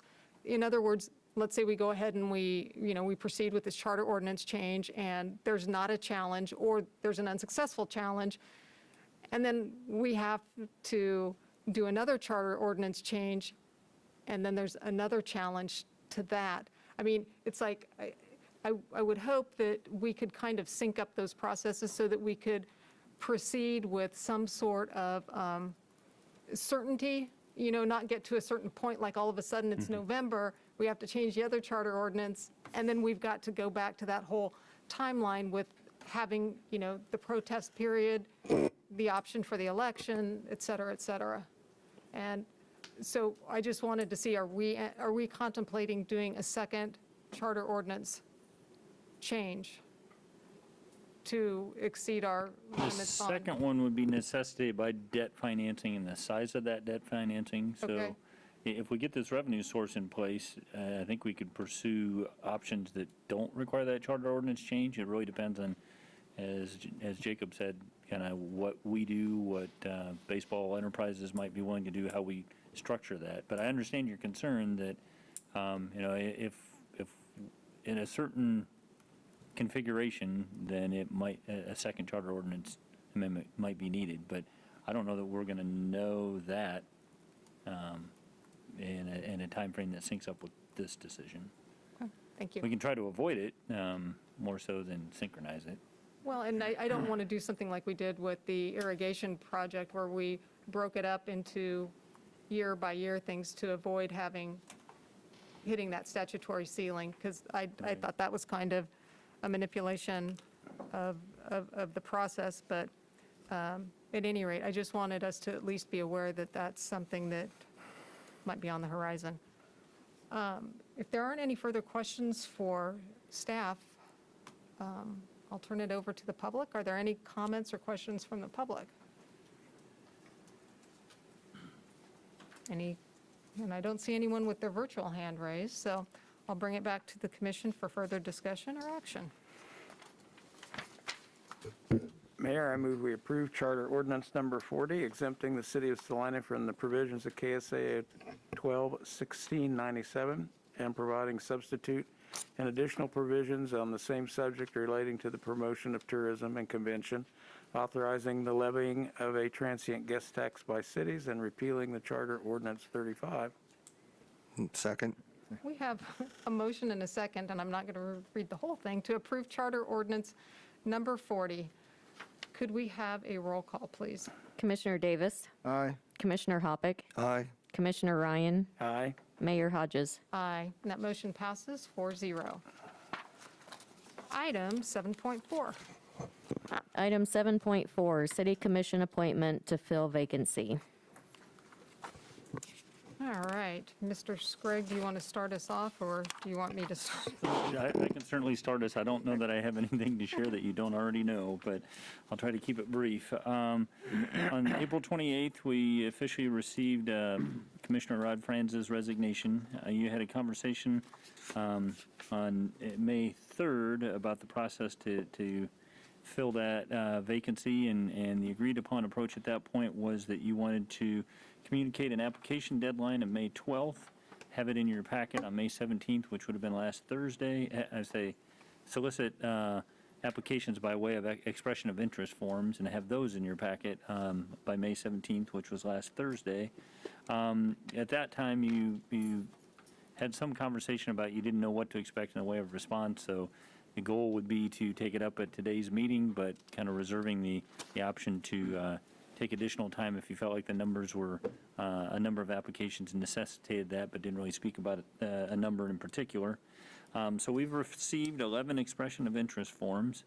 Kay Crawford was one of the applicants, and she's subsequently withdrawn her application, indicated that she wasn't sure whether you'd get good turnout, was volunteering herself up in the event that that might be the case, but seeing how many applications you did receive, she chose to then withdraw. As we've discussed before, there's very few specific statutory or ordinance requirements about the process of filling a vacancy, other than it's by a majority of the remaining commissioners, and the person appointed has to be a qualified elector in Salina in terms of residency and those qualifications. I did attach to the staff report a couple of things, one being your rules of procedure. And a couple things of note there. By the rules of procedure, have adopted the Robert's Rules of Order as kind of a backstop of procedural issues that we don't rely on directly all that much, but felt like it might be applicable in this instance. And then specifically, I excerpted, highlighted, and attached Chapter 14 of the Robert's Rules of Order as it relates to nominations and elections. And so took the liberty of highlighting that. And I did also try to point out that the rules of procedure grant some discretion to the mayor in terms of presiding over the meeting. In the event that you individually or as a group want to kind of deviate from the rules of procedure or Robert's Rules of Order, you could do that by consensus if there's a general consensus among you, or if there's not obvious consensus, you could do that by a motion and a vote to whatever that procedural topic might be. Robert's Rules of Order itself offers, it isn't directly written for the purpose of city commissions, obviously, doesn't take into account some of the things that we have to deal with, but it does talk about taking nominations from the floor, and provides that the member does not need to be recognized and a second is not required. It also offers up that, kind of when it appears that no one else wishes to make a nomination, then that's when the chair would close the opportunity to make nominations. And voting can be by different methods, but ballot really isn't an option for you. As being a public meeting, it needs to be a public vote. And so it talks about a roll call vote, which we talked about earlier this evening in terms of just the necessity of us doing that. And then it also talks about a viva voce election, meaning that you vote on if there's multiple nominees, you vote on them in the order nominated, and then at the point that the first one that obtains a majority vote, then you're done, you've made your selection. So with that, you have copies of all of the expression of interest forms, and I'll get out of your way and let you deliberate on this topic. Thank you, Mr. Scragg. Well, first of all, I think we all want to, if Commissioner France or his family, if they're watching this evening, we want to wish him all the best in his ongoing recovery. And I do want to thank all the citizens who put in their expression of interest forms. It's really heartening to see the quality and the quantity that we received. I would suggest that we start working through the 3 questions that staff posed to us on page 2. Based upon the number of applications received, does the City Commission wish to make the appointment on May 17th, or do we prefer to set another date? Do you feel prepared and ready to make an appointment today? I'm prepared to make one today. If we can't do it, then I'll be prepared next Monday, but I'm prepared to do it All right. today. I wanted to make sure I'm going, Mr. Scragg set some good questions. I'm going through them here. Are we going to, I'm looking to all of us here. go ahead and follow the process as outlined in Robert's Rules of Order, where we open the floor for nominations. Nominations are received, and then we vote on each nominee? Or do you see another way that you would like to propose handling that? And After I'm sorry, having- just to clarify. Did I not? No. Well, my understanding is you, hypothetically, you could open it for nominations. Each one of you could nominate someone. You Exactly. could have 4 nominees, and then you would vote in the order that. That they were nominated. Right, right, I'm sorry. After having gone through this before, it's very tough to, when in effect you're voting for someone, you're voting against someone else. And, looking at the list of candidates here, I think there's only one that I don't know personally, and probably none of you would I not trust my kids to be with. So it makes comments that we're going to make difficult sometimes and sensitive. But I don't, since we're not allowed to do secret ballots, I don't know. I don't anticipate. I just thought maybe there'd be a last-minute reprieve and somebody would change the law, but I guess not. I don't see us going all 1979 South Middle School mean girls on this, but, but I can throw down if necessary. But are we all okay, just in terms of the process, of that being the process that we open for nominations, we receive the nominations, and then we vote on each candidate in the order that they were nominated? Are we okay with that process?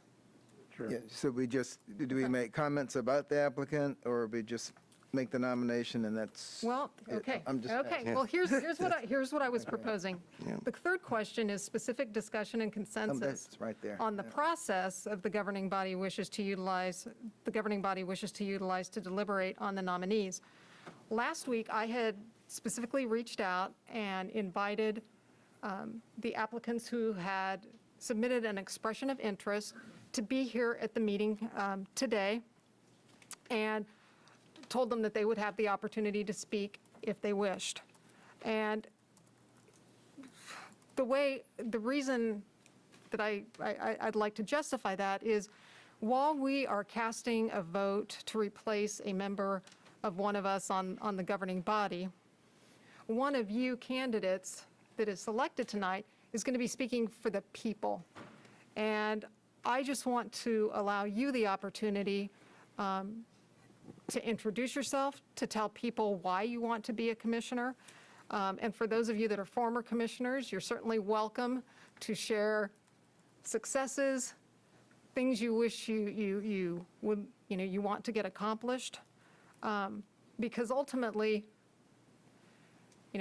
our deliberations tonight are taking the place of an actual election. And 2 of us here were appointed and subsequently had those appointments validated by election results. But I have a quick Mayor, possibly, so to avoid us making campaign speeches for the nominees, we could do a round of nominations amongst us, and then if those candidates are present, if they wish to get up and speak, they could. At the one time I participated in this process, I believe the mayor at the time went through kind of the chairs here in our order, and the nominations were made and dealt with individually, but in this case, possibly, it's your discretion.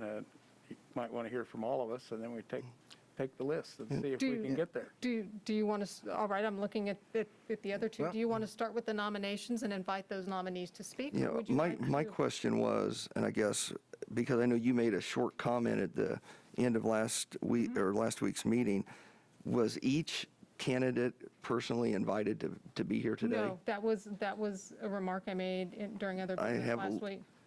I have a little trouble since they weren't invited personally to attend. I guess. That might be a point, and Okay. there are some of those that aren't here. Yeah. The only thing I would want to do before I would make a nomination would be I only had 4 criteria that I used, and whittling the list down, so to speak. And it's, but, Is there any interest think in my- sharing the criteria before we? no, I'd be more than happy to share it, although I think the point that Commissioner Hoppick just may take precedence. But, and we had several criteria that we used, was it 4 years ago now? 5, almost? 5. About 5 years ago. But the ones that, for me, that were most important is experience as a prior city commissioner or a substitute equivalent experience. The candidate has to be able to digest the amount of new information that we're presented weekly, form opinions, and debate the issues in a collegial manner, even when not agreeing with other commissioners. As a commissioner, I feel that we're the interface between the citizens at large and city administration. The ability to listen through the rhetoric and decipher the message trying to be conveyed is of utmost importance. And while it's difficult in a small city to not be touched by any of the institutions, businesses, projects, and ideas that come before the commission on any given day, it's better, I think, from an image perspective, if an appointed interim commissioner entered with as little perceived or real conflicts of interest. And I don't know that that would necessarily apply, but it was just, when I looked at the 4 things that would, I think, make it easy to have the public accept whoever we nominate, those were the most important to me. Thank you. Commissioner Hoppick, Commissioner Ryan, I don't know if you want to say anything. Just to share what my evaluation criteria is going to be is, number one, I thought that our overwhelming consensus a couple weeks ago was on experience. And I think that's really important. I think previous commission experience is a plus, but not a disqualifier if it's not there. Frankly, while I didn't extend personally the invitation to all applicants to be here tonight, I would suggest that someone who applied to serve on this commission who isn't here either in person or virtually, who didn't make the time or didn't make the time to reach out and say, hey, I can't be here, but I want you to know, that I'm still very interested.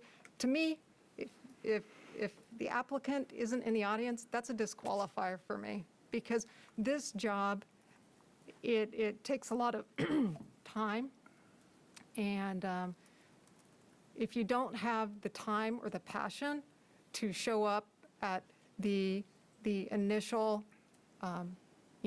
nomination, that's just, for me, unfortunately, that's just a non-starter. And with that, Could I just go muddy the water? you bet. But when I was being considered for appointment to fill Barb Shirley's term, I actually didn't know that I was allowed to be here for the deliberation, Okay, and I was not here for that meeting. gotcha. Obviously, I know more now than I knew then, but, and I don't know what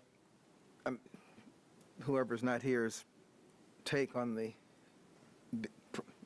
attendance perspective was, but that might be an explanation. Yeah, and one of the things I looked at, and I know there's an individual that does not have city commission experience, but has been in the community an extended period of time and has significant financial background. And when we were looking to replace, Rod was kind of a person that I leaned on a little bit for some of the, as we're talking about budgets and funding and stuff. So to me, one of the important criteria is somebody that maybe has some ability to crunch some numbers and do some financial stuff. So I think we all have our own reasons we would nominate somebody, so I don't know. Having said all that, I'm ready to go. So, I mean, All right. Do we have do you have an order in place? Well, Or- you know, here's what I was thinking.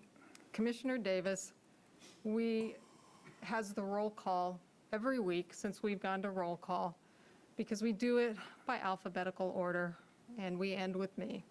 And I think that as maybe the single reward for having to step out and make that first vote for the last however many months, I just assumed we'd do it alphabetically, unless someone has a better suggestion. And I'm happy to go last as presiding officer, if at all. Or we could, Fine with that. doesn't matter. Okay. in that case, I nominate Randall Hardy. All right. I'll open my page here to make sure that I have the correct verbiage. All right, so Randall, we have, of course, I'm not going to be able to find the right page. All right. Oh, the Robert's Rule. All right, well, I will say that we have the nomination of Randall Hardy. Next, I will turn to Commissioner Hoppick for his nomination. Mayor Hodges, I make a motion that we fill the unexpired term of Rod Franz with Douglas K. Alt. All right, we have the nomination of Douglas Alt and Commissioner Ryan. I would move we accept the nomination of Aaron Peck. All right, and we have from Commissioner Ryan the nomination of Aaron Peck. And I just want to say I would be happy with any of those three candidates, and I don't have one to add for myself. I am looking at you all, though, to see, I don't know Mr. Alt, and I know Mr. Peck, but I don't see him in the audience. Would you care to allow any of the members that are here to speak, or do you want to proceed directly with a vote? It feels like we can make short work of this. I would proceed with the vote. Okay. All right. If there are no further nominations for, Should I move that the nomination cease? yes, let's see. I'm reading my script, Commissioner Ryan. You got to let me get my finger down to the, I know you're trying to speed this up, but I got to get my finger down to the right line, okay? Okay, so understanding that there are no further nominations, I'm going to declare that the nominations for City Commissioner are closed. Let's see, without objection, nominations are closed, and the voting will take place beginning with Randall Hardy. And we will have a roll call vote for the election of Randall Hardy to the City Commission. Am I doing that correctly, Mr. Bankston, or would you prefer to have a show of hands, or? No, I think you're doing very well, Mayor. My only point was kind of circling back to our earlier discussion. I Right. don't know that I'm able to ascertain fully whether anybody is on the phone or not, but if you preferred to have a show Just of hands or a voice vote? or a voice vote, Okay. depending on whether we have anybody strictly on the telephone rather than There are none at this time. by Okay. Zoom, you have latitude in how you conduct the vote, I think. Thank you very much, Mr. Bankston. I appreciate that clarification. All right, concerning the nomination of Randall Hardy for the City Commission seat, all those in favor say aye. Aye. Any opposed? Nay. All right, so we have 2 ayes and 2 nays. In the nomination of Douglas Alt, all those in favor say aye. Aye. All those opposed? Nay. All right, we have 2 there. My question to you, Mr. Bankston, we go through all of them? Yeah, never mind, I answered my own question. In the nomination of Aaron Peck for the City Commission seat, all those in favor say aye. Aye. Aye. Any opposed? Nay. And that passes 3-1. And Mr. Aaron Peck will be our new Salina City Commissioner. And I don't think that he is here, but Aaron, if you're watching, I've known you since you were about 10 years old, and I am really looking forward to having a younger member here on the commission. So Aaron Peck will be our new city commissioner. When is your anticipated swearing-in date, Mr. Scragg? Can we do that at the next meeting? Yeah, when I scheduled my vacation, I didn't contemplate orienting a new commissioner, but we will certainly get that ready for the next meeting. I'll reach out to Mr. Peck in the meantime. Absolutely, and I think, I mean, he has the advantage of having served before. I know it's been a few years, but at any rate, even if staff is not able to complete like an orientation, I'd still like it if he could be sworn in at the next meeting. And Certainly. Yeah, we'll I don't know if it distribute would the be packet to appropriate. him and get it prepped for him to be sworn in so he can participate next week. And I don't know if it's appropriate at that time, but I would like to offer a resolution of gratitude and best wishes for Commissioner France in his recovery, because he and his family have been so gracious throughout this whole really difficult process, and they made it as easy for us as they could, and that takes a lot of grace in a very difficult time. I would certainly concur with pressing matters beyond what concerned us here in our operations. They handled it very well. All right, is there any other business to be brought before the commission? One question for the city attorney. What is the procedure for changing one's vote?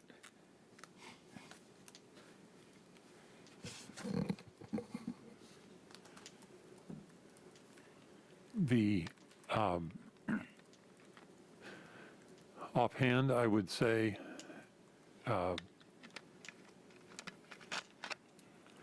well, let me, if I may explore that a little bit. I'm trying to give you what I expect everyone would prefer, and that would be the easiest answer. Were you speaking of your vote on Mr. Peck. Mr. Peck's candidacy? Yes.